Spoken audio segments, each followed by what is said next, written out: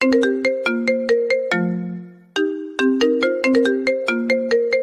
কথা শুনে অনেকের মনের মাঝে বসন্তের হাওয়া দোলা দিতে শুরু করে। এক অজানা সুর যেন তার কানে অবিরাম বাজছে। অনেকের জীবনে বিয়ে নিয়ে স্বপ্নের পাহাড় জমে আছে। সে কখনো প্রেম করেনি, ছোটবেলা থেকেই একজনকে নিজের মনের মণিকোঠায় ঠাঁই দিয়েছে সে তার শৈশবের খেলার সাথী অবন্তিকা। সারাক্ষণ তারা একসাথে খেলাধুলা করে শৈশব পার করে। সেই ছোটবেলা থেকেই অবন্তিকার প্রতি অনেকের এক গভীর ভালো লাগা জন্ম নেয়। আর সেই ভালো লাগা থেকেই কালক্রমে জন্ম হয় নিবিড় ভালোবাসার। শৈশবে তারা যখন বউজামাই খেলতো, তখন অবন্তিকাই সবসময় অনেকের বউ সাজত। একদিন তানিয়া নামের অন্য এক মেয়ের সাথে খেলা নিয়ে ঝগড়া করে অবন্তিকা অনেককে একটা চড় মেরে চলে যায়। মেয়েটা অভিমানে 3 দিন অনেকের সাথে কথা বলে না। ঠিক তখন থেকেই অনেক অবন্তিকাকে নিজের অর্ধাঙ্গিনী হিসেবে ভাবতে শুরু করে। অনেক খুব অল্প সময়ে বাবা মা দুজনকে হারিয়ে সে ফুপার বাসায় বড় হয়। ফুপা ফুপি আশ্রয়ে মানুষে অনেক এখন একটা মাল্টিন্যাশনাল কোম্পানিতে বেশ ভালো বেতনেই চাকরি করে। ফুপার কোনো ছেলে নেই বলেই ফুপাতো বোন অবন্তিকার সাথেই অনেকের বিয়ে দিয়ে তিনি জীবনের শেষ দিনগুলো শান্তিতে দেখে যেতে চান। অবন্তিকা আবার অনেকের চেয়ে বয়সে 1 বছরের বড় এবং সে লন্ডন থেকে ইঞ্জিনিয়ারিং শেষ করে সম্প্রতি দেশে ফিরেছে। সব বাধা বিপত্তি পেরিয়ে অবশেষে তাদের বিয়েটা সম্পন্ন হয়। এখন রাত প্রায় 12টা। অনেক বারান্দায় দাঁড়িয়ে আকাশের দিকে তাকিয়ে আছে। বন্ধু বান্ধব সব মিলে তাকে এক প্রকার ধাক্কা দিয়ে বাসর ঘরে ঢুকিয়ে দেয়। ঘরে ঢুকেই অনেক অবাক হয়ে যায়। তার সামনে যেন এক পূর্ণিমার চাঁদ বসে আছে, যে চাঁদটাকে সে প্রতিদিন নিজের মনের আকাশে দেখত। আর যা থেকে জ্যোৎস্না ঝরত, সেই স্বপ্ন আজ বাস্তবে তার সামনে। কিউ সোশ্যালে এবার আসছে নতুন এক ঢেউ। শুধু লাইক শেয়ারে আটকে নেই আর কেউ। খালি হাতে ফেরার দিন শেষ হতে চলল। আপনার ফোনেই উপার্জনের নতুন দুয়ার খুলল। মনিটাইজেশন আসছে, সাথে রিওয়ার্ডের মেলা। প্রস্তুত থাকুন সবাই, এবার জমবে আসল খেলা। মনে হয়েছে এক টুকরো চাঁদ আজ তার ঘরে উদয় হয়েছে। সেই চাঁদ মুখটা একটু কাছ থেকে দেখার জন্য অনেক যখন খাটের এক কোণে বসে, ঠিক তখনই এক তপ্ত কণ্ঠস্বর তার কানে ভেসে আসে। এই যে মিস্টার অনিক, একদম আমার কাছে আসার চেষ্টা করবেন না। বাবাকে পটিয়ে আমাকে বিয়ে করতে পারলেও আমার উপর স্বামীর অধিকার ফলাতে পারবেন না আপনি। আমার মন আর প্রাণ আমি অনেক আগেই সজীবকে দিয়ে দিয়েছি, তাই আমাকে ছুঁয়ে দেখা তো দূরের কথা, আমার দিকে তাকাতেও পারবেন না আপনি। নিজেকে কি মনে করেন আপনি? বাবা নেই মা নেই একটা এতিম ছেলে, যাকে আমার বাবা মা আশ্রয় দিয়ে বড় করেছে। আপনার মতো একটা আশ্রিত ছেলের সাথে আমার আভিজাত্য যায় না। কি আছে আপনার শুনি? অনেক পাগলের মতো স্থির হয়ে অবন্তিকার কথাগুলো শুনছে। তার বুকের ভিতরটা দুমড়ে মুচড়ে যাচ্ছে। এভাবে অবন্তিকা কথা শোনাবে ভাবতেই পারেনি অনেক। অবন্তিকা আবার বলে, নিজে তো ছোটবেলায় বাবা মাকে খেয়েছেন, এখন এসেছেন আমার রঙিন জীবনটাকে রঙহীন করতে। আপনার জন্য আমার সব স্বপ্ন আজ ধুলে মিশে গেছে। আমি ভেবেছিলাম বাবাকে সজীবের কথা বলবো, কিন্তু তার আগে আপনার মতো একটা আপদকে আমার গলায় ঝুলিয়ে দিলেন তিনি। জেনে রাখুন, আপনাকে করুণা করা যায় কিন্তু স্বামীর আসনে বসানো যায় না। আপনি আমার জীবনের একটা ভাইরাস ছাড়া কিছুই না। অবন্তিকার মুখ থেকে এমন রূঢ় কথা শুনে অনেক নিজেকে সামলাতে পারে না। তার চোখ দিয়ে ডোরা জল গড়িয়ে পড়তে শুরু করে। সে চোখ মুছে ধরা গলায় বলতে শুরু করে, সত্যি আপনি ঠিক বলেছেন। আমি এক অভাগা মানুষ। হাসপাতালের বেডে আমাকে জন্ম দিতে গিয়ে মা না ফেরা দেশে চলে গেছে। আর একটু বড় হতেই বাবা এক ভয়াবহ রোড অ্যাক্সিডেন্টে আমাকে বাঁচাতে গিয়ে প্রাণ হারান। আর আজ আমি এসেছি আপনার জীবনটাকে নষ্ট করতে। আচ্ছা, একটা কথা বলবো, আপনি কিসে খুশি হবেন সেটা কি আমাকে একটু বলবেন? অবন্তিকা অবজ্ঞার হাসি হেসে উত্তর দেয়, তাহলে শুনুন, আমি বাবা মাকে অনেক ভালোবাসি, তাই তাদের সম্মানের কথা ভেবে আপনার মতো একজন ছোট লোকের সাথে বিয়ে করতে রাজি হয়েছি। লন্ডন থাকাকালীন সজীবের সাথে আমার গভীর সম্পর্ক তৈরি হয়। আমাদের পরিকল্পনা ছিল বাংলাদেশে পড়াশোনা শেষ করে দেশে ফিরেই বিয়ে করব, কিন্তু ভাগ্য এমন নির্মম হবে ভাবিনি। সজীবের সাথে আমার কথা হয়েছে। সজীব বলেছে আমি যদি আপনাকে ডিভোর্স দিই তবে সে তার পরিবারকে মানিয়ে নিয়ে আমাকে বিয়ে করবে। আমি চাই না বাবা কষ্ট পাক, তাই বলেছি আপনি নিজে থেকে আমাকে ডিভোর্স দিয়ে দেবেন, যেন বাবা মা আমাকে কিছু বলতে না পারে। ডিভোর্সের কথা শুনে অনেকের সাজানো পৃথিবীটা এক নিমেষেই অন্ধকারে ঢেকে যায়। এক অজানা ঝড়ে তার 22 বছরের তিল তিল করে গড়া স্বপ্নগুলো কাগজের ঘরের মতো তছনছ হয়ে যায়। অনেকের চোখের পানি টুপটাপ করে ঝরছে। সে শুনেছে বাসর রাত নাকি প্রতিটি নারী পুরুষের জীবনে শ্রেষ্ঠ রাত, কিন্তু তার জীবনে এটা সবচেয়ে বেদনার রাত হয়ে আছে। ছোটবেলায় বাবা মাকে হারিয়েছে, আর এখন হৃদয়ে যাকে স্থান দিয়েছে সেও তাকে প্রত্যাখ্যান করছে। অনেকের মনে হয় সুখ নামে সেই সোনার হরিণটা বোধহয় তার জন্য কোনোদিনই সৃষ্টি হয়নি। কি হলো, কথা বলছে না কেন? আপনি ডিভোর্স দিবেন কি না সেটা বলুন। আমার তো ভাবতে ঘৃণা লাগছে, আপনার মতো একটা এতিম ছেলের সাথে একই ছাদের নিচে থাকতে হচ্ছে। ছি, আপনার জীবনটা একটা কলঙ্ক। অনেক শান্ত স্বরে বলে, শুনুন অবন্তিকা আপু, আজ অন্তত এইসব কথা না বলি। আজ বাসর রাত, যা প্রতিটি মেয়ের কাছে স্বপ্নের মতো। অবন্তিকা চিৎকার করে ওঠে, বাসরাত আবার কি? তোর মতো একজনের সাথে আমি বাসর করব? কোন সাহসে এমন কথা মুখে আনলি? স্ট্যাটাস বললেও তো একটা কথা আছে নাকি? অন্য কোনো ছেলের সাথে ডেটে যাওয়া যায়, কিন্তু তোর মতো অযোগ্য ছেলের সাথে নয়। তোর মতো ছোট লোক আমি জীবনে দেখিনি। আচ্ছা ঠিক আছে, আপনি ঘুমান। যত দ্রুত সম্ভব আমি আপনাকে মুক্তি দেব। কখনো আমি স্বামী হিসেবে আপনার উপর অধিকার ফলাতে আসবো না। তবে একটা অনুরোধ আছে, যে কটা দিন আমাদের বিচ্ছেদ না হচ্ছে সে কটা দিন ফোপা ফোপির মুখের দিকে চেয়ে অন্তত স্বামী স্ত্রীর অভিনয়টা করে যাবেন, যেন তারা কষ্ট না পান। ঠিক আছে, আমি রাজি, তবে সাবধান, যদি রাতে কোনো উল্টোপাল্টা কিছু করার চেষ্টা করেন তবে তার পরিমাণ খুব খারাপ হবে বলে দিলাম।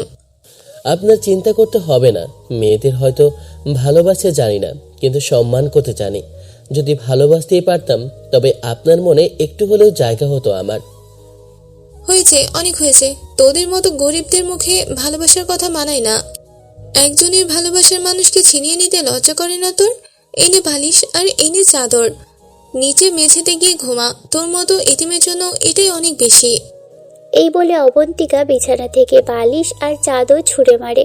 অনেক মেঝেতে শুয়ে শুয়ে ভাবে, যাকে নিয়ে সে স্বপ্নের পৃথিবী সাজিয়েছিল, যার স্থান ছিল হৃদয়ের দেবী আসনে, আজ তার মনের আকাশে অন্য কারো বিচরণ। অবন্তিকা ঠিকই বলেছে, তার পরিচয় তো একজন আশ্রিত এতিম ছাড়া আর কিছুই নয়।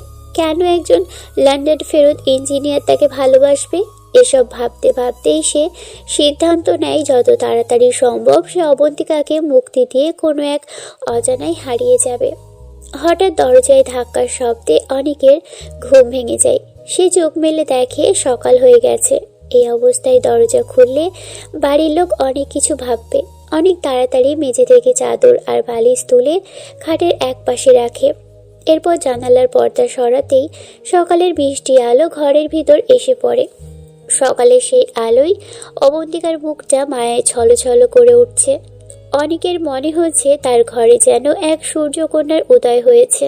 অবন্তিকা ঘুমোলে যে এত সুন্দর লাগে তা অনেক আগে কখনো খেয়াল করেনি। তার ইচ্ছে করছে শিশির বিন্দু হয়ে মেয়েটির কপালে আলতো করে ছোঁয়া দিতে। অনেক পলকহীন দৃষ্টিতে তাকিয়ে থাকে তার সে প্রিয় মুখটির দিকে। ঠিক তখনই অবন্তিকার ঘুম ভেঙে যায়। অনেককে ওভাবে তাকিয়ে থাকতে দেখে সে রাগে ফেটে পড়ে। ওই ছোট লোক, তোর কিভাবে সাহস হলো আমার কাছে মাথার কাছে বসার? এভাবে ড্যাব ড্যাব করে তাকিয়ে আছিস কেন? মনে হচ্ছে জীবনে কোনো মেয়ে দেখিসনি। আল্লাহ জানে ঘুমের ঘরে তুই কি না কি করেছিস। আমার সজীব যদি জানতে পারে তবে তোকে জ্যান্ত পুঁতে ফেলবে। শুনুন মিস অবন্তিকা, আমি এতিম হতে পারি, কিন্তু আমি মেয়েদের সম্মান করতে জানি। আপনি যা ভাবছেন বা সন্দেহ করছেন তার কোনোটিই আমি করিনি। আমি শুধু জানালার পর্দাটা সরিয়ে দিয়েছিলাম। অবন্তিকা তাচ্ছিল্যের হাসি হেসে আর বিছানা ছেড়ে উঠে দাঁড়ায়। তার চোখে মুখে প্রচণ্ড ঘৃণা নিয়ে বলে, হয়েছে, আর ন্যাকা সাজতে হবে না। আল্লাহ জানে কেন যে আমি তোর সামনে ঘুমিয়েছিলাম। তোর মতো একটা সুযোগ সন্ধানী ছেলের সাথে এক ঘরে থাকা মানেই আমার সব শেষ হয়ে যাওয়া। তুই কি করিস না করিস তা আমার বুঝতে আর বাকি নেই। প্লিজ বিশ্বাস করুন, আমি সকালে জানালার পর্দাটা খুলতেই সকালে স্নিগ্ধ আলো আপনার মুখে পড়েছিল। আপনাকে তখন খুব সুন্দর লাগছিল, মনে হচ্ছিল আকাশের কোনো মায়াপরি ভুল করে মাটিতে নেমে এসেছে। তাই আপনার দিকে একটু অবাক নয়নে চেয়েছিলাম। বিশ্বাস করুন, এর বাইরে কোনো উদ্দেশ্য আমার ছিল না। শোন অনিক, তুই যদি আমাকে তোর বউ ভাবিস তবে সেটা তোর জীবনের সবচেয়ে বড় ভুল হবে। আমি সজীবকে ছাড়া আর কাউকে কোনোদিন ভালোবাসতে পারবো না। আর তোকে স্বামী হিসেবে মেনে নেওয়া তো অবাস্তব এক কল্পনা। তুই স্রেফ একটা আপদ আমার জীবনে। অনেকের বুক চিরে একটা দীর্ঘশ্বাস ফেরিয়ে আসে। সে জানে অবন্তিকার মন জয় করা অসম্ভব, কিন্তু বড়দের সম্মানের কথা ভেবে সে নিজেকে গুটিয়ে নেয়। আমার এসব কথা বাদ দিন। শুনুন, আমাদের ব্যক্তিগত সমস্যার জন্য আমি চাই না ফুপা আর ফুপি কোনো কষ্ট পাক।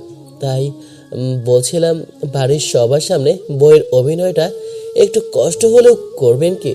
তাদের হাসিটুকু অন্তত বজায় থাক। আমিও চাই না বাবা মা কোনো কষ্ট পাক, কিন্তু শোন, যত তাড়াতাড়ি পারিস তুই আমাকে ডিভোর্স দিবি। তোর মতো ছেলের সাথে একসাথে নিচে আমার পক্ষে থাকা কোনোভাবেই সম্ভব নয়। এটা আমার জীবনের একটা নরক যন্ত্রণা। অনেক নিঃশব্দে ঘর থেকে বেরিয়ে আসে। মনের ভার বইতে বইতে সে যখন বাইরে পা রাখে তখন পাশের বাসার ভাবির সাথে তার দেখা হয়। ভাবি মুচকি হেসে অনেকের দিকে তাকিয়ে বলে, কি দেবর সাহেব, কি হলো? বাসরাতে বিড়াল কেমন মারলেন? মনে হচ্ছে বেচারা সারা রাত ঘুমাতেই পারেনি, একদম চোখ মুখ শুকিয়ে গেছে যে। অনেকের খুব অস্বস্তি লাগে। সে পিছন ফিরে দেখতে পায় অবন্তিকাও সেখানে হাজির হয়েছে। অবন্তিকার চোখে রাগ আর ঘৃণা ঠিকরে বের হচ্ছে। অনেক মনে মনে ভাবছে, এমন বাসর রাত যেন কোনো পুরুষের জীবনে না আসে। কি দেবর সাহেব, লজ্জা পেলেন নাকি? কথা বলছেন না কেন? কি যে বলেন ভাবি, লজ্জা পাবো কেন? আসলে আমার অফিসে দেরি হয়ে যাচ্ছে। অনেক আর কথা না বাড়িয়ে দ্রুত ফ্রেশ হতে চলে যায়। ফ্রেশ হয়ে এসে সে ফুপা ফুপি আর অবন্তিকার সাথে ব্রেকফাস্ট করতে বসে।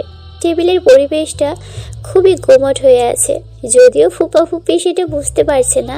নাস্তা শেষ করে অনেক অফিসের উদ্দেশ্যে রওনা দেয়। অফিসে পৌঁছানোর কিছুক্ষণ পরই পিয়ন এসে তাকে খবর দেয়, অনিক সাহেব, স্যার আপনাকে এখনই তার ডেস্কে যেতে বলেছেন। অনেক কিছুটা অবাক হয়। সে জরুরি কিছু ফাইল গুছিয়ে নিয়ে বসের কেবিনে ঢোকে, কিন্তু সেখানে প্রবেশ করতেই সে বড় রকমের একটা ধাক্কা খায়। বসের চেয়ারে আজ এক সুন্দরী মার্জিত মেয়ে বসে আছে। মিস্টার অনিক, আপনি বসুন, আমি আপনার ফাইলগুলো দেখছি। আসলে বাবা হঠাৎ অসুস্থ হয়ে পড়ায় এখন থেকে আমি অফিসের এমডি হিসেবে দায়িত্ব পালন করব। আমি চাই আপনি আমাকে কাজে যথেষ্ট সহযোগিতা করবেন। আর হ্যাঁ, আমার নাম হচ্ছে অপরিচিতা। জি ম্যাডাম, আমি আমার সেইটা দিয়ে কাজ করতে চেষ্টা করব। আপনার যে কোনো প্রয়োজনে আমি পাশে আছি। ধন্যবাদ। চলুন আজ অফিসের বাকি সবার সাথে আপনার নতুন পরিচয় হয়ে আসি। অনেক অপরিচিতার সাথে পুরো অফিস ঘুরে দেখে এবং বাকিদের সাথে পরিচিত হয়। এরপর ডেস্কে ফিরে নিজের কাজে ডুবে যায়। সারাদিন কাজ শেষ করে সে যখন বাসায় ফেরে তখন ফুপা তাকে ডেকে পাঠায়। অনেক বাবা, তুমি অফিস থেকে আসলা? তোমাকে আর অবন্তিকে কিছু বলার ছিল আমাদের। জি ফুপা, বলেন। বলছিলাম তোমরা দুজনে যদি কোথাও থেকে কয়েকটা দিন ঘুরে আসতে তবে খুব ভালো হতো। নতুন বিয়ে হয়েছে, একটু সময় কাটানো দরকার। আমি ভাবছি অফিস থেকে ছুটি নেব, তবে এখন নয়, কিছুদিন পর নিলেই বোধহয় ভালো হবে। এখন কাজের খুব চাপ। জি বাবা, তোমাদের যেভাবে সুবিধা হয় সেভাবেই করো। আমরা শুধু তোমাদের সুখী দেখতে চাই। অনেক নিজের ঘরে ফিরে আসে, কিন্তু ভিতরে ঢুকেই তার রক্ত হিম হয়ে যায়। সে দেখে অবন্তিকা ফোনে কারোর সাথে খুব আবেগপ্রবণ হয়ে কথা বলছে। অনেক দরজার আড়ালে দাঁড়িয়ে পড়ে। বাবু, আমি আর পারছি না ওই এদিমটার সাথে থাকতে। তোমাকে আমি অনেক মিস করছি। যত তাড়াতাড়ি পারো তুমি আমাকে তোমার কাছে টেনে নাও সজীব। এই বাড়ি তোমার দম বন্ধ হয়ে আসছে। আচ্ছা, তুমি কোনো টেনশন করো না জান, আমি দেখছি কি করা যায়। খুব শীঘ্রই সব ঠিক হয়ে যাবে। ওকে বাবু, এখন রাখি তাহলে, আবার কেউ এসে পড়বে হয়তো। অবন্তিকা ফোনটা কেটে পিছনে ঘুরতেই অনেককে দেখে চমকে যায়। তার মুখে একরাশ বিরক্তি ফুটে ওঠে। ওই তুই এভাবে পেছনের দিকে তাকিয়ে আছিস কেন? আড়িপাতা কি তোর স্বভাব? আপনি কি রাতের খাবার খেয়েছেন? না খেলে চলেন, একসাথে খেয়ে নিই। আমি খাই বা না খাই তাতে তোর কি? আমার কাছে স্বামিত্ব ফলাতে আসবি না একদম। আমার সুন্দর জীবনটাকে তো তুই নরকে পরিণত করে দিয়েছিস। আর কি চাস আমার কাছে? অনেকের চোখ ছলছল করে ওঠে। সে নিজেকে খুব অসহায় অনুভব করে। কি করব বলেন? আমি তো অভাগা, এতিম। এতিমরা বোধ হয় সবাইকে কষ্টই দেয়। আপনার সুন্দর জীবনটাও হয়তো আমার কারণে নরক হয়ে গেছে। আমাকে ক্ষমা করে দিয়েন। হয়েছে, আর ন্যাকা সাজতে হবে না। তোদের মতো আশ্রিতদের কাছে আমি খুব ভালো করে চিনি। সব বড় বড় নীতি কথা বলতে শিখেছিস। যত তাড়াতাড়ি পারিস ডিভোর্স দিয়ে আমাকে মুক্তি দে, বুঝলি? অনেক আর কোনো কথা না বলে নিজের চোখে জল মুছে রাতের খাবার খেয়ে মেঝেতে শুয়ে পড়ে। এভাবেই দিনের পর দিন এক চরম অবহেলার মধ্যে দিয়ে তার সময় কাটে। পরদিন সকালে অনেক যথারীতি অফিসে যায়। অফিসে গিয়ে সে অবাক হয়, দেখে অপরিচিতা ম্যাডামের সাথে ছোট একটা ফুটফুটে বাচ্চা মেয়ে। মেয়েটা ম্যাডামের হাত ধরে দাঁড়িয়ে আছে। অনেককে দেখে মেয়েটা দৌড়ে আসে। তুমি এমন কেন জানো না অফিসে সবসময় টাই পরে আসতে হয়? তোমাকে কে চাকরি দিয়েছে শুনি? অনেক থতমত খেয়ে যায়। সে দেখে ম্যাডাম তার দিকে অবাক নয়নে তাকিয়ে হাসছে। তাই তো, তুমি তো ঠিকই বলেছো মামনি, আমার ভুল হয়ে গেছে। এরপর থেকে আমি অবশ্যই টাই পরে আসবো। আচ্ছা মামনি, তোমার নামটা কি? ছি, তোমার বাবা মা কি তোমাকে শিষ্টাচার শেখায়নি? ছোটদের সাথে কিভাবে কথা বলতে হয় জানো না? অনেকের বুকের ভিতরটা একটা পুরনো ক্ষত চিনচিন করে ওঠে। সে বিষণ্ণ হয়ে হাসে, তারপর বলে, না মামনি, ছোটবেলায় তো মা বাবাকে হারিয়েছে, তাই ঠিক মতো শিষ্টাচার শেখার সুযোগ হয়নি। আচ্ছা বলো তো মামনি, ছোটদের সাথে কেমন ব্যবহার করা লাগে? আমাকে একটু শেখাবে? সরি আঙ্কেল, আমি জানতাম না যে তোমার মা বাবা নেই। শোনো তাহলে, ছোটদের সাথে আপনি করে কথা বলতে হয়। আর আমার নাম হচ্ছে রাইসা জান্নাত। মা আমাকে রাইসা বলেই ডাকে। আচ্ছা রাইসা মামনি, এরপর থেকে আপনাকে আপনি বলে ডাকবো। এই তো, আমি নাক ধরে প্রমিস করলাম। রাইসা খিলখিল করে হেসে ওঠে। নাক ধরে আবার প্রমিস করা লাগে নাকি? মা মা, দেখছো আঙ্কেলটা কেমন? আচ্ছা যাও, তোমায় ক্ষমা করে দিলাম। সরি মিস্টার অনিক, রাইসার কথায় কিছু মনে করবেন না। আমি অফিসে থাকলে ও বাসায় একা একা থাকে, তাই জেদ ধরেছিল সাথে আসার জন্য। তবে একটা জিনিস আমার খুব ভালো লাগলো, রাইসা সচরাচর কারোর সাথে কথা বলে না, কিন্তু আজ প্রথম আপনার সাথে এত কথা বলছে। কোনো সমস্যা নেই ম্যাডাম। আচ্ছা রাইসার বাবা কি করেন? অনেকের এই প্রশ্নটা করতেই অপরিচিতার হাস্যোজ্জ্বল মুখটা মুহূর্তের আষাঢ়ের আকাশের মতো কালো হয়ে যায়। অনেক নিজের ভুল বুঝতে পারে। সরি ম্যাডাম, আমি কি আপনাকে কষ্ট দিয়ে ফেললাম? হ্যাঁ। না মিস্টার অনিক, অন্য একদিন রাইসার বাবার কথা বলবো। আজ আমার কেন জানি ভালো লাগছে না। আপনি আপনার ডেস্কে যান প্লিজ। অনেক মাথা নিচু করে নিজের ডেস্কে ফিরে আসে। সে অফিসের কিছু জরুরি প্রাইভেট ফান্ডের কাজ শুরু করে। হঠাৎ সে পিছন থেকে একটা শব্দ শোনে। রাইসা তার পিছনের দিকে দাঁড়িয়ে মুখ চেপে হাসছে। ওই, তুমি ভয় পাওনি? বলো বলো, ভয় পেয়েছো কি না? হ্যাঁ, অনেক ভয় পেয়েছি। রাইসা মামনি যেভাবে ভয় দেখিয়েছে তাতে তো আমার হার্ট ফেল করার দশা। জানো রাইসা, আমার না খুব পানি পিপাসা লেগেছে। সত্যি কি তুমি ভয় পেয়েছো আঙ্কেল? হ্যাঁ, সত্যি খুব ভয় লাগছে। রাইসা টেবিলের উপর রাখা বোতলটা এগিয়ে দিয়ে বলে, আচ্ছা এই যে বোতল, পানি খাও এখন। মা মা, দেখো আঙ্কেলটা সত্যি অনেক ভালো। অপরিচিতা ম্যাডাম এসে রাইসার মাথায় হাত বুলিয়ে হাসে, তারপর বলে, মা চলো না আঙ্কেলকে আমাদের বাসায় নিয়ে যাই। আচ্ছা মা, অন্য একদিন হবে। এখন তোমার ওষুধ খাওয়ার সময় হয়ে গেছে, চলো। রাইসা টাটা দিয়ে চলে যায়। অনেক তার কাজ শেষ করে ক্লান্ত শরীরে বাসায় দিকে রওনা হয়। বাসায় এসে সে পকেট থেকে চাবি বের করে দরজা খোলে, কিন্তু দরজা খুলতেই তার সারা শরীর হিম হয়ে যায়। সে দেখে অবন্তিকা মাত্র শাওয়ার নিয়ে তোয়ালে পেঁচিয়ে বেরিয়ে আসছে। অনেক অফিস থেকে ফিরে ক্লান্ত শরীরে নিজের ঘরের দরজা খুলতেই দেখে অবন্তিকা সবেমাত্র গোসল শেষ করে রুমে আসে। তার পরনে কেবল একটা সাদা তোয়ালে জড়ানো। সে আয়নায় সামনে দাঁড়িয়ে ভেজা চুলগুলো আঁচড়াচ্ছে। অনেক কিছু বুঝে ওঠার আগেই অবন্তিকার দিকে তার নজর পড়ে যায়। পরিস্থিতি বেগতিক দেখে সে সাথে সাথে নিজের দু চোখ বন্ধ করে ফেলে এবং দরজার দিকে পিঠ দিয়ে দাঁড়িয়ে থাকে। অবন্তিকে হঠাৎ অনেককে ঘরে দেখে ভয়ে আর লজ্জায় চিৎকার করে ওঠে। আল্লাহ গো, আমার সব শেষ হয়ে গেছে। এই ছোট লেগের বাচ্চা, তোর কিভাবে সাহস হয় রুমে নক না করে প্রবেশ করার? তুই জানিস কি তুই কি অন্যায় করেছিস? এখন আমার জান সদীপকে আমি কি জবাব দেব? তুই কি সব দেখে ফেলেছিস? কি জঘন্য তোর রুচি! অনেক অপরাধীর মতো চোখ বন্ধ রেখেই কাপা গলায় উত্তর দেয়। প্লিজ ভুল বুঝবেন না মিস অবন্তিকা, আপনি যা ভাবছেন তার কিছুই হয়নি। আমি ইচ্ছে করে এই সময়ে রুমে আসিনি। আমি জানতাম না যে আপনি এই অবস্থায় আছেন। আমি অত্যন্ত দুঃখিত। আল্লাহ, আমার সব শেষ। তোর মতো এতিমের নজর পড়লো আমার শরীরে, আমার জীবনটাই মিশিয়ে দিলি তুই। এই বলে অবন্তিকা দ্রুত আবারও ওয়াশরুমের ভিতরে চলে যায়। অনেক পাথরের মতো দাঁড়িয়ে থাকে। কিছুক্ষণ পর অবন্তিকা কাপড় পাল্টে ওয়াশরুম থেকে বের হয়ে আসে। বিকেলের গোধূলি আলো তার উপর আছড়ে পড়ছে। মনে হচ্ছে কোনো এক রংধনু 7 রং নিয়ে সে অনেকের অন্ধকার জীবনকে আলোকিত করতে আসছে। অনেক পলকহীনভাবে তার সেই মায়াবতী রাজকন্যার দিকে চেয়ে থাকে, কিন্তু সে মুগ্ধতা বেশিক্ষণ টেকে না। অবন্তিকা ক্ষিপ্ত হয়ে অনেকের দিকে এগিয়ে আসে। ঠাস ঠাস করে 2 গালে 2টো থাপ্পড় বসিয়ে দেয় অবন্তিকা। ওই, তোর কি এখনো দেখার শখ মেটেনি? তখন তো সব দেখে নিয়েছিস, এখন আবার এভাবে তাকিয়ে আছিস কেন? শোন, আমাকে তোর বউ মনে করলে বা আমার উপর অধিকার ফলানোর চেষ্টা করলে সেটা তোর জীবনের সবচেয়ে বড় ভুল হবে।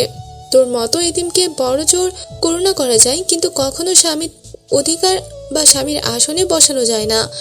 আজ 2টা চর দিলাম, এরপর যদি কখনো আমার রুমে নক না করে আসিস তবে আমার চেয়ে খারাপ আর কেউ হবে না, মনে রাখিস। অনেক নিজের গাল চেপে ধরে মাথা নিচু করে সব কথা শুনছে। তার চোখ দিয়ে যেন আষাঢ়ের শ্রাবণ ঝর্ণাধারা নামতে চাইছে। সে অতি কষ্টে চোখ মুছে মাথা তুলে ভাঙা গলায় কথা বলতে শুরু করে। হ্যাঁ, আপনি ঠিকই বলেছেন। আমরা এতিম তো, তাই নিজের বউয়ের দিকে তাকানো আমাদের জন্য পাপ। ও সরি, আপনাকে তো আমি বউ হিসেবে ভাবতেই পারি না। একটা এতিম করুণার পাত্র তো কোনোদিন আপনার স্বামী হতে পারে না। পারলে এই এতিমটাকে ক্ষমা করে দেবেন। আমি সত্যিই লজ্জিত। কথাগুলো যেন মনে থাকে। এরপর যদি এমন কিছু করতে দেখি তবে পায়ের স্যান্ডেলটা আমার হাতে উঠবে, মাইন্ড ইট। অবন্তিকার এই কথাগুলো শুনে অনেক আর সেখানে দাঁড়িয়ে থাকতে পারে না। সে ধীরে ধীরে বারান্দায় এসে একা বসে থাকে। আজকের আকাশটা কেমন জানি বিষণ্ণ লাগছে।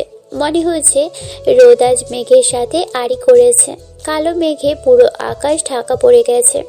অনেকের মনে হয় তার জীবনটাও যেন কোনো এক অদৃশ্য অশুভ ছায়ায় অমাবস্যার অন্ধকারে ঢাকা পড়ে আছে। এসব ভাবতে ভাবতেই অনেকের চোখের কোণে অশ্রুকণা ভিড় জমায়। সময়ের চাকা ঘুরতে ঘুরতে রাত হয়ে যায়।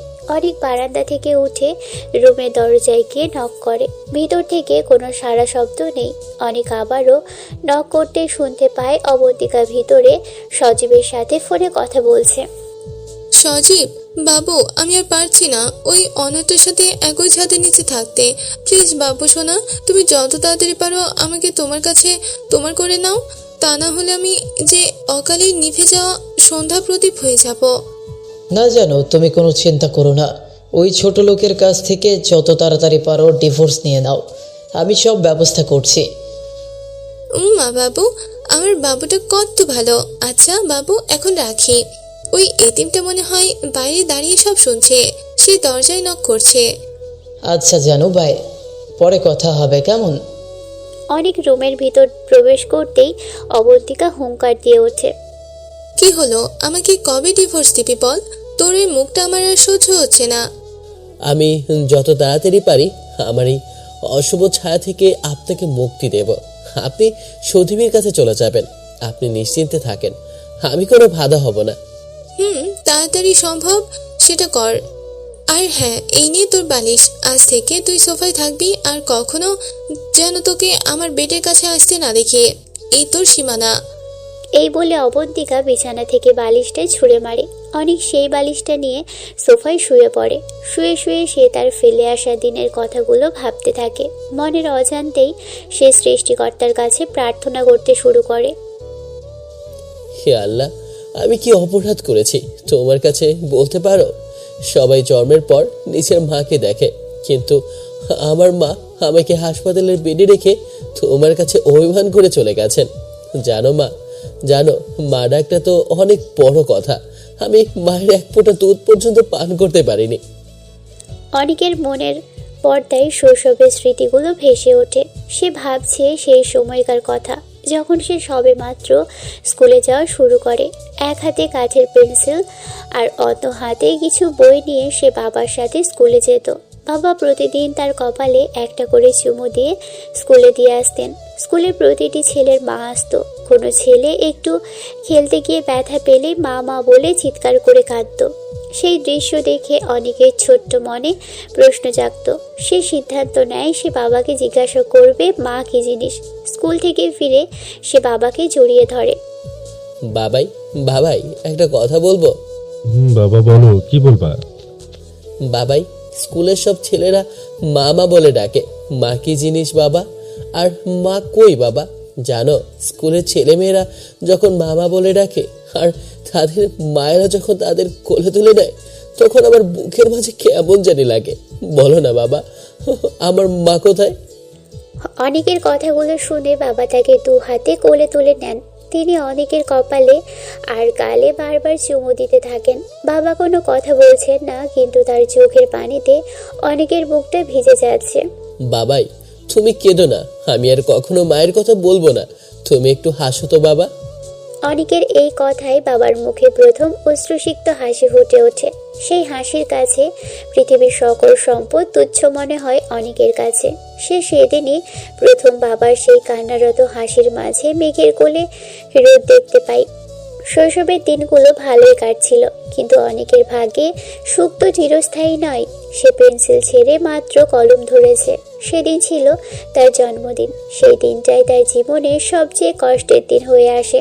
বাবা শহরে গিয়েছিল তার জন্মদিনের কেক কিনতে, কিন্তু ফেরার পথে এক ভয়াবহ রোড অ্যাক্সিডেন্ট অনেকের বাবাকে কেড়ে নেয়। যাকে সে মা আর বাবা উভয়ের স্থানে বসিয়েছিল, সেই আশ্রয়টুকু পৃথিবী থেকে হারিয়ে যায়। স্মৃতির পাতায় ডুব দিতে দিতে অনেক খেয়াল করে রাত এখন 3টা বাজে। সে আবার বলে, হে আল্লাহ, তোমার এই এতিম অনাথ বান্দাটাকে এবার তোমার কাছে টেনে নাও। মানুষের অবহেলা সইতে সইতে আমি আজ ক্লান্ত হয়ে গেছি। এইসব ভাবতে ভাবতেই ভোরের আলো ফুটে ওঠে। সে সোফাতে আসলো। সোফায় শুয়ে রাতটা নির্ঘুম কাটানোর পর যখনই ভোরের দিকে একটু চোখের পাতা এক হয়েছে, ঠিক তখনই অবন্তিকার কর্কশ চিৎকার তার কানে ভেসে এলো। এই এতিম, কয়টা বাজে? খবর আছে তোর? এখনো কুম্ভকর্ণের মতো ঘুমিয়ে আছিস কেন? ওঠার নাম নেই তোর? অনেক চোখ কসলাতে কসলাতে উঠে বসে। সামনে চেয়েই দেখে অবন্তিকা কোমরে হাত দিয়ে রাগী মুখে দাঁড়িয়ে আছে। অনেকের মনে এক অদ্ভুত শূন্যতা কাজ করে। সে জানে আজ তাদের জীবনের এক কঠিন সিদ্ধান্ত নিতে যাওয়ার দিন। উঠেছি, আপনি দ্রুত রেডি হয়ে নিন, আমরা আজই উকিলের কাছে যাব। কথাটা বলতে গিয়েও অনেকের গলাটা ধরে আসে। হৃদয়ের গভীর থেকে এক দীর্ঘশ্বাস বেরিয়ে আসে, যা সে অবন্তিকার অগোচরেই গোপন করে ফেলে। হ্যাঁ, আমি যাচ্ছি, তুইও তাড়াতাড়ি রেডি হ। তোর ওই মুখ থেকে ডিভোর্সের কথাটা শোনার জন্যই আমি এতক্ষণ অপেক্ষায় ছিলাম। এই বলে অবন্তিকা গটগট করে নিজের ড্রেসিং টেবিলের দিকে চলে যায়। কিছুক্ষণ পর অনেক আর অবন্তিকা আদালতে এসে এক পরিচিত উকিলের চেম্বারে গিয়ে পৌঁছয়। উকিল সাহেব তাদের দুজনের জীবনের ইতিহাস আর বর্তমানের তিক্ততা শুনে দীর্ঘক্ষণ চুপ করে থাকেন। তারপর চশমাটা নাকের ডগায় নামিয়ে গম্ভীর মুখে কথা বলতে শুরু করেন। দেখুন, আমি সব শুনলাম, তবে আইনি প্রক্রিয়ায় 3 মাস সময় লাগে। এখন থেকে 3 মাস পর ডিভোর্স লেটার পুরোপুরি রেডি হবে। তখন আপনারা দুজন এসে তাতে সই করে দেবেন, কেমন? আর হ্যাঁ, আমি একজন বড় ভাই হিসেবে বলছি, সংসারে এমন ছোটখাটো ঝামেলা হতেই পারে। আপনারা বাসায় গিয়ে শান্ত মাথায় আবারও ভেবে দেখবেন। অবন্তিকা বিরক্ত হয়ে টেবিলের উপর চাপড় মারে। দেখুন উকিল সাহেব, আপনাকে আমাদের সাংসারিক জ্ঞান দিতে হবে না। আপনার কাজ আপনি যত দ্রুত সম্ভব শেষ করেন। আমাদের 3 মাস সময় লাগবে না, আমাদের এক্ষুনি মুক্তি চাই। অনেক কোনো কথা বলে না, সে শুধু মূর্তির মতো বসে থাকে। উকিলের চেম্বার থেকে বেরিয়ে তারা যখন শেরপুর কলেজ মোড়ের কাছে পৌঁছয় তখন এক বিশাল জ্যামে গাড়ি আটকে থাকে। জ্যাম ছাড়ার কোনো লক্ষণই নেই, চারিদিকে যানবাহনের তীব্র শব্দ আর মানুষের ভিড়। এমন সময় জরাজীর্ণ পোশাক পরা এক মধ্যবয়সী নারী গাড়ি জানালার কাছে এসে দাঁড়ায়। ম্যাডাম, ও ম্যাডাম, আমাকে মাত্র 20টা টাকা দিবেন? আমার স্বামীর কাল অপারেশন। আমি পথে পথে মানুষের কাছে হাত পাচ্ছি, যদি কিছু সাহায্য পাই। কি হয়েছে আপনার স্বামী? আর এমন অসুস্থ স্বামীকে অপারেশন না করিয়ে ছেড়ে গেলেই তো পারেন। যত সব ছোট লোক, আপনাদের মতো মানুষের যন্ত্রণায় রাস্তায় বের হওয়া যায় না। মেয়েটা অবন্তিকার কথা শুনে স্থির হয়ে যায়, তার চোখে পানি টলমল করছে, কিন্তু কণ্ঠে এক অদ্ভুত আবেগ। শুনুন আপু, আমরা বাঙালি মেয়ে, আমাদের কাছে বিয়ের পর স্বামী আমাদের পৃথিবী। জানেন, আজ যদি আমি অসুস্থ থাকতাম তবে আমার স্বামীও আমার জন্য ঠিক এই কাজটাই করত। আপনার টাকা আমার লাগবে না, পারলে আমার স্বামীর জন্য একটু দোয়া করবেন। এই নিন 100 টাকা, এটা আমার তরফ থেকে। ধন্যবাদ স্যার, দোয়া করি আপনার যেন সব দুঃখ চলে যায়। অনেক মুগ্ধ হয়ে আর বিষণ্ণ চোখে মেয়েটি চলে যাওয়ার পথটির দিকে তাকিয়ে থাকে। সে আর চোখে দেখল অবন্তিকাও কেমন জানি এক অদ্ভুত বিস্ময় নিয়ে মেয়েটি চলে যাওয়ার দিকে চেয়ে আছে। সম্ভবত মেয়েটির স্বামী পৃথিবী কথাটি অবন্তিকার ভিতরের কোনো এক গোপন তাকে আঘাত করে। অফিসে আসতেই অনেক দেখে তার ডেস্কে থাকা চেয়ারে রাইসা দোল খাচ্ছে। অনেককে দেখেই ছোট্ট রাইসা বড়দের মতো গম্ভীর ভঙ্গিতে কথা বলতে শুরু করে। এই যে মিস্টার অনিক, কয়টা বাজে খবর আছে? আপনার চাকরি নেই, এত লেট করে কি অফিসে আসতে হয়? অনেক হেসে ফেলে রাইসার এই কচি মুখে ধমক শুনে। সে হাত জোর করে অভিনয় করে। রাইসা মামুনি, আপনি কি আমাকে এবারের মতো ক্ষমা করতে পারেন? আর কখনো এমন ভুল হবে না। হবে না তো, আগে কান ধরো, কান ধরে উদ্ভস করতে হবে। অনেক মনে মনে ভাবছে, এই পিচ্ছি মেয়েটা আজ আমার অফিসের সবার সামনে মান সম্মানের 12টা বাজিয়ে ছাড়বে। রাইসা আম্মু, আমার সাজাটা কি একটু কমানো যায় না? তোমার এই বাবাই আঙ্কেল তো আজ খুব টায়ার্ড।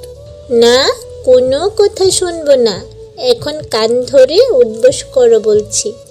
অনেক যখন সত্যিই হাসি মুখে কান ধরতে যাবে, ঠিক তখনই দেখে অপরিচিতা ম্যাডাম আর অন্য একটা মেয়ে দরজায় দাঁড়িয়ে এই দৃশ্য দেখে হাসছে। মা, মা দেখো তো আঙ্কেলকে কেমন দেখাচ্ছে, পুরো পচা আঙ্কেল হয়ে গেছে না? খুব সুন্দর দেখাচ্ছে মা, কিন্তু এখন তো তোমার মেডিসিন নেওয়ার সময়, অনেকে আর জ্বালিও না।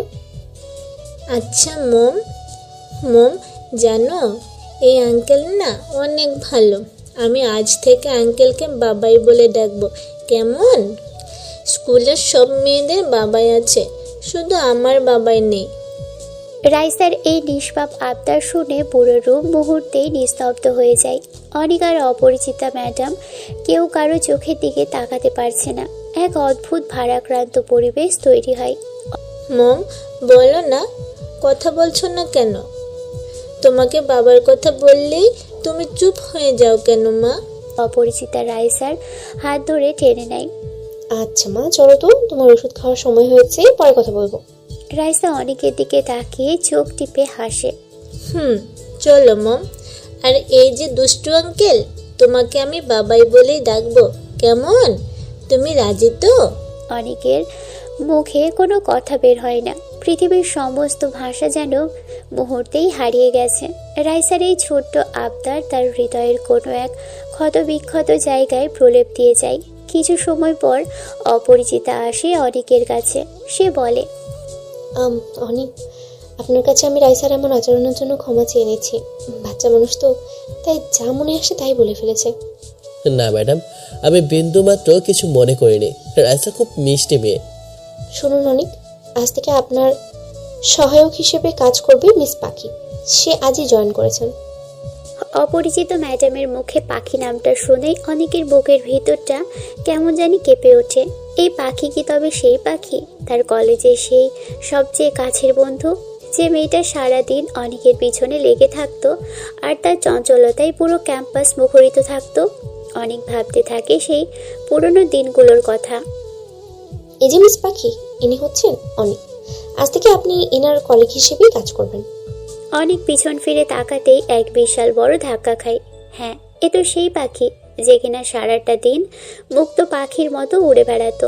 পাখির চেহারায় সে আগে চঞ্চলতা আর মায়া আজও বিদ্যমান। পাখির ভালোবাসার সেই পাগলামিগুলোর কথা অনেকের মনে পড়ে যায়।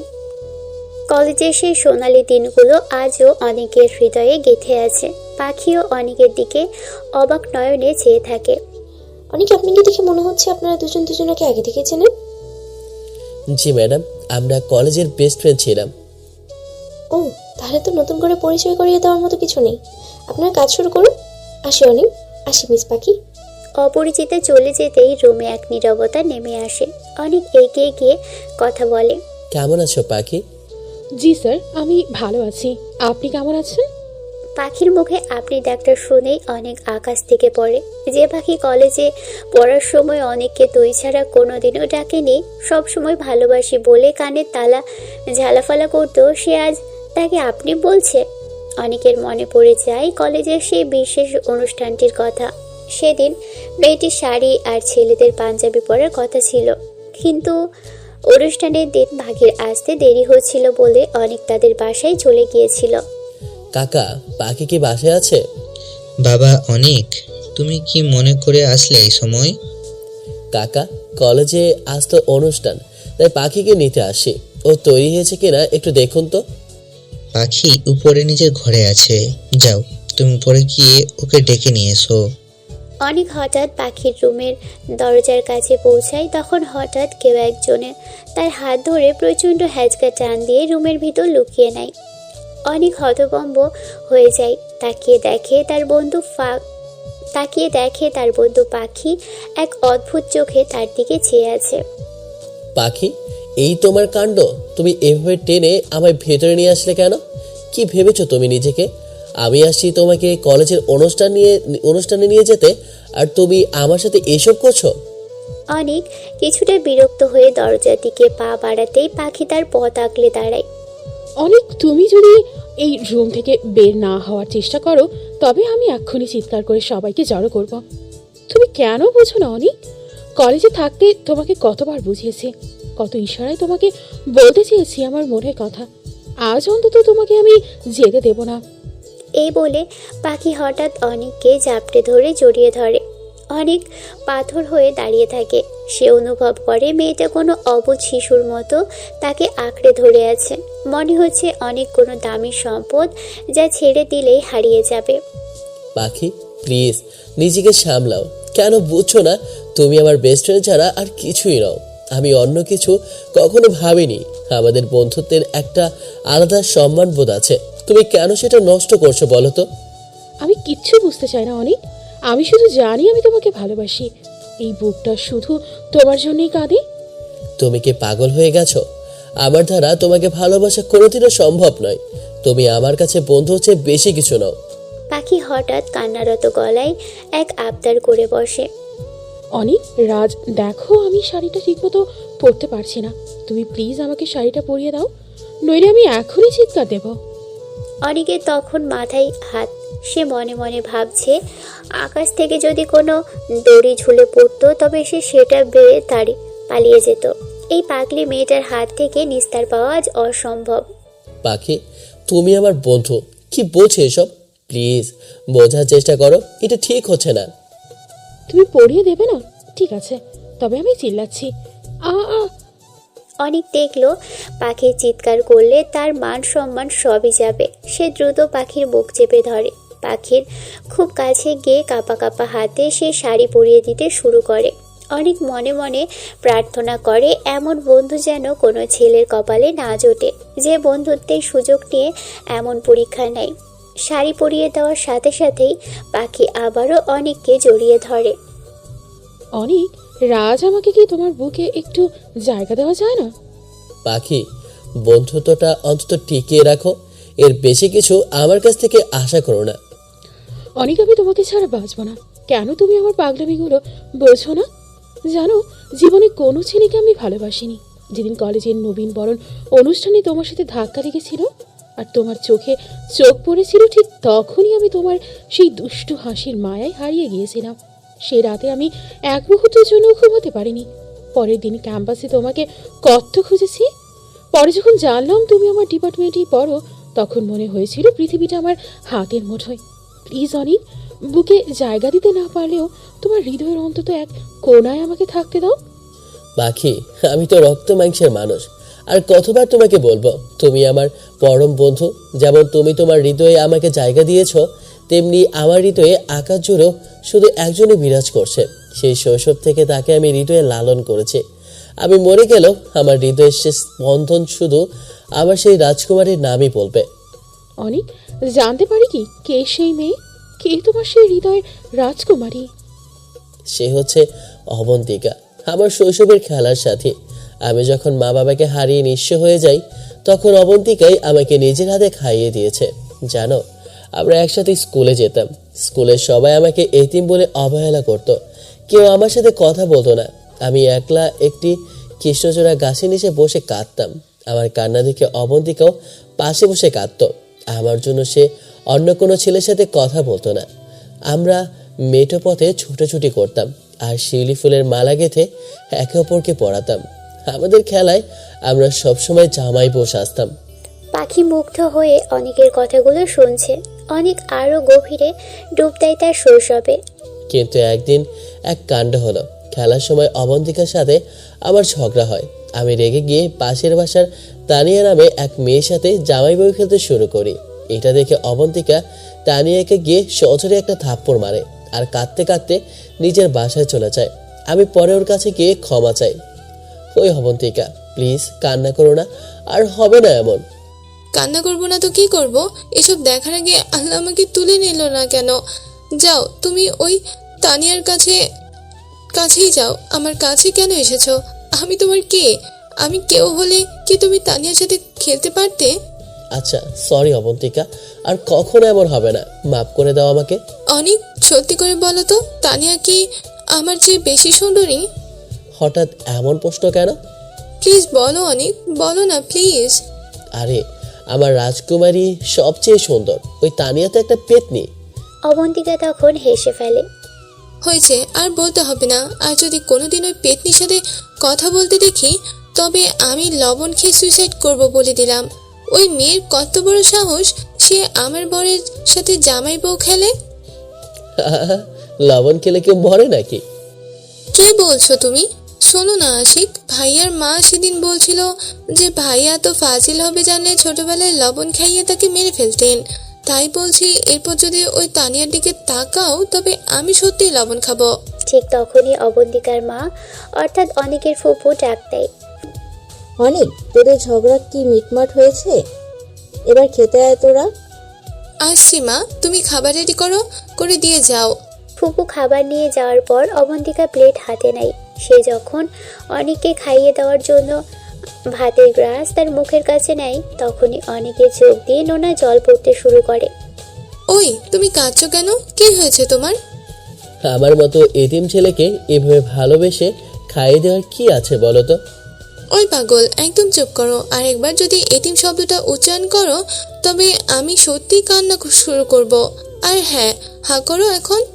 সারাদিন তো কিছু খাওনি, ভাবছো আমি কিছু জানি না? তুমিও তো কিছু খাওনি। আচ্ছা, এখন হা করো, খাইয়ে দিচ্ছি। অনেকের মনে পড়ে ক্লাস 3-তে পড়ার সময়কাল এক অদ্ভুত কৌতূহলের কথা। অনেক, রাজের একটা কথা জিজ্ঞেস করব, রাগ করবে না তো? বলো, কি কথা? অনেক, প্রভা আপু সেদিন অন্তু ভাইয়াকে বলছিল সে তাকে ভালোবাসে। রাজ ভালোবাসা কি জিনিস জানো? আমিও তো জানি। আমিও তো জানি না অবন্তিকা, তবে মনে হয় এটা খুব ভালো কিছু হবে। আমরা তো মাত্র ক্লাস 3-তে পড়ি, বড় হয়ে ম্যাডামকে জিজ্ঞেস করব, কেমন? আচ্ছা শোনো, তুমি আমাকে অনেক কষ্ট দিয়েছো, আমাকে একটা পাপ্পি দাও, নইলে তোমার সাথে হারি। ছি অবন্তিকা, তুমি পচা, আমার লজ্জা করে না বুঝি? হয়েছে, আর ন্যাকামি করতে হবে না। তোমার লজ্জা তখন কোথায় ছিল যখন তানিয়ার সাথে খেলেছিলে? তানিয়া চাইলে তো ঠিকই দিতে। আচ্ছা দিচ্ছি, প্লিজ কেঁদো না, তুমি চোখ বন্ধ করো, নইলে আমার খুব লজ্জা লাগবে। অবন্তিকা হাসি মুখে চোখ বন্ধ করে। অনেক অতি সাবধানে অবন্তিকার কপালে একটা চুমু এঁকে দেয়। অনেকের স্মৃতিগুলো আজ নদীর স্রোতের মতো বয়ে চলেছে। ডেস্কে বসে সে তার কলিগ পাখির দিকে তাকিয়ে সেই পুরনো দিনের কথাগুলো ভাবে। শৈশবে সেই সোনালি দিনগুলো ছিল স্বপ্নের মতো রাঙানো, কিন্তু মানুষের জীবনে সুখ বোধহয় চিরস্থায়ী হয় না। অনেকের সাজানো স্বপ্নগুলো হঠাৎ করে হারিয়ে যেতে চায়। অনেকের জীবনে সেই রাজকুমারী অবন্তিকাকে তার বড় মামা বিদেশে নিয়ে যাওয়ার সিদ্ধান্ত নেন। সেখান থেকেই তাকে উচ্চশিক্ষায় শিক্ষিত করবেন বলে ঠিক করেন। অবন্তিকা অবশ্য মোটেও যেতে চায় না। সে অনেককে ছেড়ে কোথাও যাওয়ার কথা ভাবতেই পারে না, কিন্তু ফুপি আর ফুপা অবন্তিকাকে অনেক বুঝিয়ে শান্ত করেন। মা, অবন্তিকা একদম জিদ করিস না, তুই তো আর চিরদিনের জন্য যাচ্ছিস না। লেখাপড়া শেষ হলেই আবার আমাদের কাছে ফিরে আসবি। অনেকেও তো এখানেই থাকছে, সেও কোথাও যাচ্ছে না। সেদিন ছিল অবন্তিকা চলে যাওয়ার দিন। সন্ধ্যায় তার ফ্লাইট। অনেকের মনটা সকাল থেকেই খুব খারাপ। সে কিছু না খেয়েই একা গিয়ে পুকুর পাড়ে সেই বিশাল কদম ফুল গাছটার নিচে বসে থাকে। তার হৃদয়ের এক কোণায় এক অজানা ব্যথা চিনচিন করছে। হঠাৎ অনেক অনুভব করে তার পাশে কেউ একজন এসে বসেছে। সে মুখ ফিরিয়ে তাকাতেই দেখে অবন্তিকা। এখানে এসেছো কেন তুমি? তোমার তো গোছগাছ করার কথা।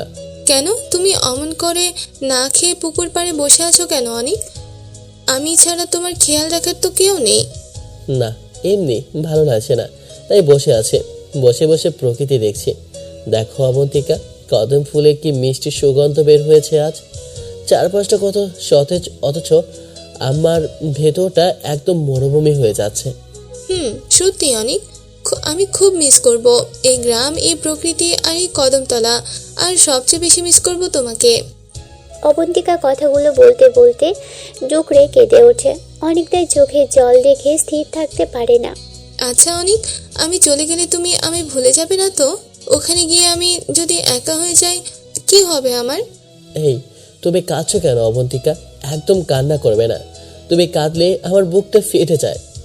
কি করব বলো, তোমাকে ছেড়ে যেতে খুব কষ্ট হচ্ছে। ভাবছি একদম কাঁদবো না, কিন্তু কেন জানি কান্নাটা কিছুতেই থামছে না। অবন্তিকা, একটা এতিম ছেলের জন্য কেন এত কান্না করো তুমি? আমার তো কেউ নেই, আমার জন্য কাঁদলে তোমার অমঙ্গল হবে। আর একবার যদি এতিম শব্দটা উচ্চারণ করো তবে আমি মরেই যাব অনিক। প্লিজ আমায় আর কষ্ট দিও না এখন এসব বলে। আচ্ছা বাবা, আর ওসব বলবো না, আর মরার কথাও কখনো মুখেও আনবে না, কেমন? অবন্তিকা অনিকের হাতটা নিজের মাথার উপর রাখে, তাই চোখ দিয়ে তখনও অশ্রু ঝরছে। আচ্ছা অনিক, কথা দাও, আমি চলে গেলে তুমি একদম কান্না করবে না, আর বলো আমি কখনো ভুলে যাবে না তো? না না, কখনোই ভুলবো না তোমায়, আমি প্রমিস করছি। অনিক, একটা কথা বলবো, রাগ করবে না তো?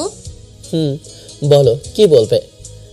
অনিক, আমার মাথা ছুঁয়ে প্রমিস করো যে তুমি কখনো অন্য কোনো মেয়েকে ভালোবাসবে না। আমি চলে গেলে ওই তানিয়া ফানিয়া কারোর সাথে কথা বলবে না, ওইভাবে কখনো বউ জামাই খেলবে না, আমার জায়গায় অন্য কাউকে বসাবে না। আচ্ছা রাজকুমারী, আমি কথা দিলাম, তুমি ছাড়া আমার জীবনে আর কেউ আসবে না। তোমার মাথা ছুঁয়ে এই শপথ করলাম। আচ্ছা অনেক হয়েছে, এবার চলো খেয়ে নিবে। মা বললো তুমি সকাল থেকে না খেয়ে বসে আছো। অনিক আর অবন্তিকা পুকুর পাড় থেকে বাসায় ফিরে আসে। অবন্তিকা নিজ হাতে খাবারের প্লেট নিয়ে অনিকের সামনে বসে। অনেক হা করো, আজ আমি তোমাকে খাইয়ে দেব। কেন না খাইয়ে দিলে হয় না? আমি কি বাচ্চা মানুষ নাকি? অনেক একদম জেদ করবে না, আজ হা করো, নইলে আমি কিন্তু কান্না শুরু করব। তুমি জানো না আমি আজ চলে যাচ্ছি, আর হয়তো কখনো এভাবে তোমাকে নিজ হাতে খাইয়ে দিতে পারবো না। প্লিজ আজ আমার কথা শোনো। অনেক নির্বাক হয়ে অবন্তিকার হাতে খাবার খেতে থাকে। খাওয়া শেষ করে সে ঘরে একা শুয়ে শুয়ে বালিশে মুখ গুজে কাঁদতে থাকে। সে ভাবে ছোটবেলায় মা বাবাকে হারিয়ে সে শুধু অবন্তিকা নামের এই খেলার সাথীটিকে পেয়েছিল, কিন্তু আজ সেও দূরে চলে যাচ্ছে। এমন সময় অবন্তিকা ঘরে ঢোকে। অনিক, অনিক তুমি কাঁদছো কেন? এই তো আমি আছি তোমার কাছে। কই, না তো, আমি কাঁদছি না তো, চোখে কিছু একটা পড়েছে হয়তো। কি মনে করো তুমি? আমি কি কিছুই বুঝি না? কি করবো বলো, তুমি চলে যাবে ভাবলেই মনটা খুব খারাপ হয়ে যাচ্ছে, চারদিক অন্ধকার মনে হচ্ছে। পাগল, আমি কি সারা জীবনের জন্য চলে যাচ্ছি নাকি? তোমাদের সাথে তো নিয়মিত কন্ট্যাক্ট হবেই। আমি দ্রুত পড়া শেষ করে ফিরে আসব। আচ্ছা, তুমি কখন রওনা হবে? এই তো একটু পরেই বের হব। অনিক, এই যে জিনিসটা নাও। অবন্তিকা তার হাতের ব্যাগ থেকে একটা রূপোর পায়েল বের করে অনিকের হাতে দেয়। অনিক অবাক হয়ে তাকিয়ে থাকে। পায়েল কেন দিচ্ছ অবন্তিকা? আমি এটা দিয়ে কি করব? যখন আমি থাকবো না তখন তুমি এই পায়েলটার দিকে তাকাবে, আর তাহলে মনে হবে আমি তোমার খুব কাছেই আছি। এই পায়েলটার সাথে কথা বললে মনে করবে আমার সাথেই কথা বলছো। এটা কি সবসময় নিজের কাছে যত্নে রাখবে অনিক? অনিক বর্তমানে ফিরে আসে। সে আর কলিক পাখির দিকে তাকিয়ে দীর্ঘশ্বাস ফেলে। জানো পাখি, আজ পর্যন্ত প্রতি রাতে আমি সেই পায়েলটার সাথে কথা বলি, ওর সাথে ঝগড়া করি। তাই আমার দ্বারা আর কাউকে ভালোবাসা কোনোদিনও সম্ভব নয়। আর প্লিজ তুমি আমার জন্য আর কখনো এমন কষ্ট পেও না। প্রেম ভালোবাসা হচ্ছে স্বর্গীয় এক অনুভূতি। কাউকে ভালোবাসলেই যে তাকে পেতে হবে এমন কোনো কথা নেই। তুমি অনেক সুন্দরী পাখি, তুমি আমার চেয়ে অনেক ভালো কাউকে নিজের জীবনে পাবে। অনিক, তুমি অবন্তিকাকে এত ভালোবাসো? সরি অনিক, আমার আসলে ভুল হয়ে গেছে। আমি তোমাদের পবিত্র সম্পর্কের মাঝে বাধা হতে চাইনি। তবে জেনে রেখো, আমার ভালোবাসা চিরকাল শুধু তোমার জন্যই তোলা থাকবে। আচ্ছা চলো, এবার অনুষ্ঠানে দেরি হয়ে যাচ্ছে। অনিক আর পাখি অফিসের সেই অনুষ্ঠানে চলে যায়। তবে আজকের পাখির সাথে সেই কলেজের পাখির আকাশ পাতাল ব্যবধান। সে যে মেয়েটা একসময় তুই ছাড়া কথা বলতো না, সারাক্ষণ দুষ্টুমি করত, আজ সেই পাখিটাই কেমন যেন স্রোতহীন এক শান্ত নদীর মতো হয়ে গেছে। স্যার, কি ভাবছেন অমন করে তাকিয়ে? না কিছু না। আচ্ছা কেমন আছো তুমি, সত্যি করে বলো তো? জি স্যার, আমি ভালো আছি। আপনি কেমন আছেন? এই তো ভালোই কাটে দিনগুলো। কেন জানি আপনার কথা শুনে মনে হচ্ছে আপনি মোটেও ভালো নেই। ছোটবেলার খেলার সাথী অবন্তিকাকে জীবনসাথী হিসেবে পাওয়ার পরও যদি আপনি খারাপ থাকেন, তবে এর চেয়ে দুঃখের আর কি হতে পারে? তুমি এত কিছু জানলে কিভাবে পাখি? যাকে হৃদয়ে জায়গা দিয়েছিলাম তার বিয়ের খবরটা আমি জানবো না, এটা কি করে ভাবলেন? আচ্ছা বাদ দাও তো ওসব পুরনো বিষয়। আচ্ছা বাদ দিলাম। কেমন চলছে তোমার বৈবাহিক জীবন অনিক? অনেক ভালো। অনেক মিথ্যা হাসির আড়ালে নিজের কষ্টটা ঢেকে রাখার চেষ্টা করে। সে অফিসের কিছু জরুরি ফাইল শেষ করে বাসায় ফেরার জন্য রওনা দেয়। অফিস থেকে বাসায় ফেরার পথে নিউ মার্কেট মোড়ে সে প্রচণ্ড জ্যামে আটকে যায়। হঠাৎ এক ছোট মেয়ে তার গাড়ি জানালার কাছে এসে দাঁড়ায়। স্যার, ও ভাইয়া, একটা ফুলের মালা নেন না প্লিজ। নেন স্যার। অনেক পিছন ফিরে তাকাতেই দেখে একটা ছোট্ট মেয়ে, যার বয়স আনুমানিক 7 বছর হবে। তার হাতে বেশ কিছু ফুলের মালা। আপু, এগুলো কি ফুলের মালা? স্যার, এগুলো শিউলি ফুলের মালা। আপনি একটা নেন স্যার, বাসায় নিয়ে আপনার ম্যাডামকে দিবেন। শিউলি ফুল নামটা শুনতেই অনেক আবারও শৈশবে সেই অতল গহ্বরে হারিয়ে যায়। তার কানে অবন্তিকার সেই পুরনো কথাগুলো বাজতে থাকে। অনেক অনেক শোনো, বড় হয়ে আমি যখন তোমার বউ হব তখন আমি প্রতিদিন তোমার সাথে খুব অভিমান করে থাকবো, আর তুমি আমার সেই অভিমান ভাঙাতে অফিস থেকে ফেরার সময় নিউ মার্কেট মোড় থেকে শিউলি ফুলের মালা নিয়ে আসবে। তারপর চুপি চুপি আমার এলোকেশে সেই মালা পরিয়ে দেবে। বলো, এনে দেবে তো তুমি? অনেকের চোখের কোণে অশ্রু এসে ভিড় জমায়। বর্তমানের এই মেয়েটি তাকে ডাকতে থাকে। স্যার স্যার, আপনি কাঁদছেন কেন? আপনার পায়ে পড়ি স্যার, অন্তত একটা মালা নেন না স্যার প্লিজ। না রে বোন, চোখে ময়লা গেছে মনে হয়। আচ্ছা তুমি এত ছোট মানুষ হয়ে ফুল বিক্রি করছো কেন? স্কুলে যাও না? স্যার, ছোটবেলায় বাবা অ্যাক্সিডেন্টে মারা গেছেন। মা মানুষের বাসায় কাজ করে সংসার চালায়। আমি পাড়ার একটা স্কুলে পড়ি, কিন্তু 1 সপ্তাহ ধরে মা খুব অসুস্থ, ওষুধ কেনার টাকা নেই। তাই মাকে বাঁচাতে আমি ফুল বিক্রি করতে আসছি স্যার। ওষুধ না কিনতে পারলে আমি আর মাকে বাঁচাতে পারবো না। মেয়েটি কথাগুলো বলতে বলতে অনেকের পা ধরতে যায়। অনেক দ্রুত তাকে টেনে তোলে। এই কি করছো? ওঠো, আমাকে একটা শিউলি ফুলের মালা দাও তো, দেখি কেমন সুন্দর। অনেক একটা মালা নেয় এবং মেয়েটির হাতে 1000 টাকার একটা নোট গুছিয়ে দেয়। ধরো, এই নাও তোমার টাকা।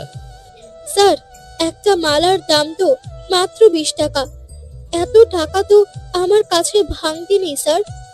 আমি তোমাকে 1000 টাকাই দিয়েছি, এটা তুমি রেখে দাও। তোমার মা অসুস্থ, ওনাকে ভালো ডাক্তার দেখাও আর ওষুধ কিনে দাও, কেমন? স্যার, আমি এত টাকা আপনার কাছ থেকে নিতে পারবো না। শোনো, আমি যদি তোমার বড় ভাই হই তবে কি এই টাকাটা তুমি নিতে পারো না? হঠাৎ মেয়েটি অনেককে জড়িয়ে ধরে কাঁদতে শুরু করে। সত্যি তুমি আমার ভাইয়া? আজ থেকে আমি তোমাকে ভাইয়া বলে ডাকবো। আচ্ছা শোনো আপু, তোমার এই ভাইকে প্রতিদিন একটা করে মালা দেবে, কেমন? আর শোনো, প্রতিদিন নিয়মিত স্কুলে যেতে হবে।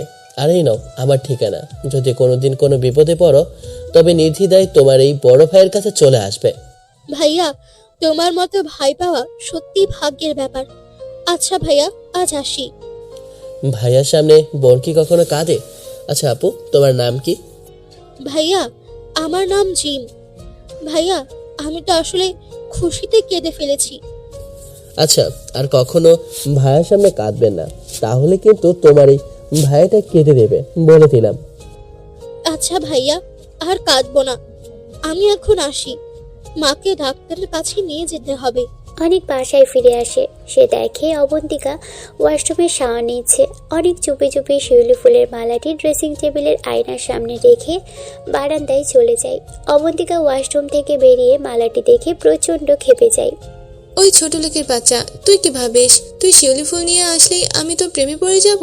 তোকে কতবার বলবো যে আমি সজীবকে ভালোবাসি? সজীব ছাড়া আমার জীবনে দ্বিতীয় কেউ নেই। অনেক ঘর থেকে এসে অপরাধীর মতো দাঁড়ায়। সরি, আমি জানতাম না যে ফুল নিয়ে আসলে আপনি এমন রুট ব্যবহার করবেন। আমি তো শুধু আপনার শখটার কথা ভেবেই এনেছিলাম।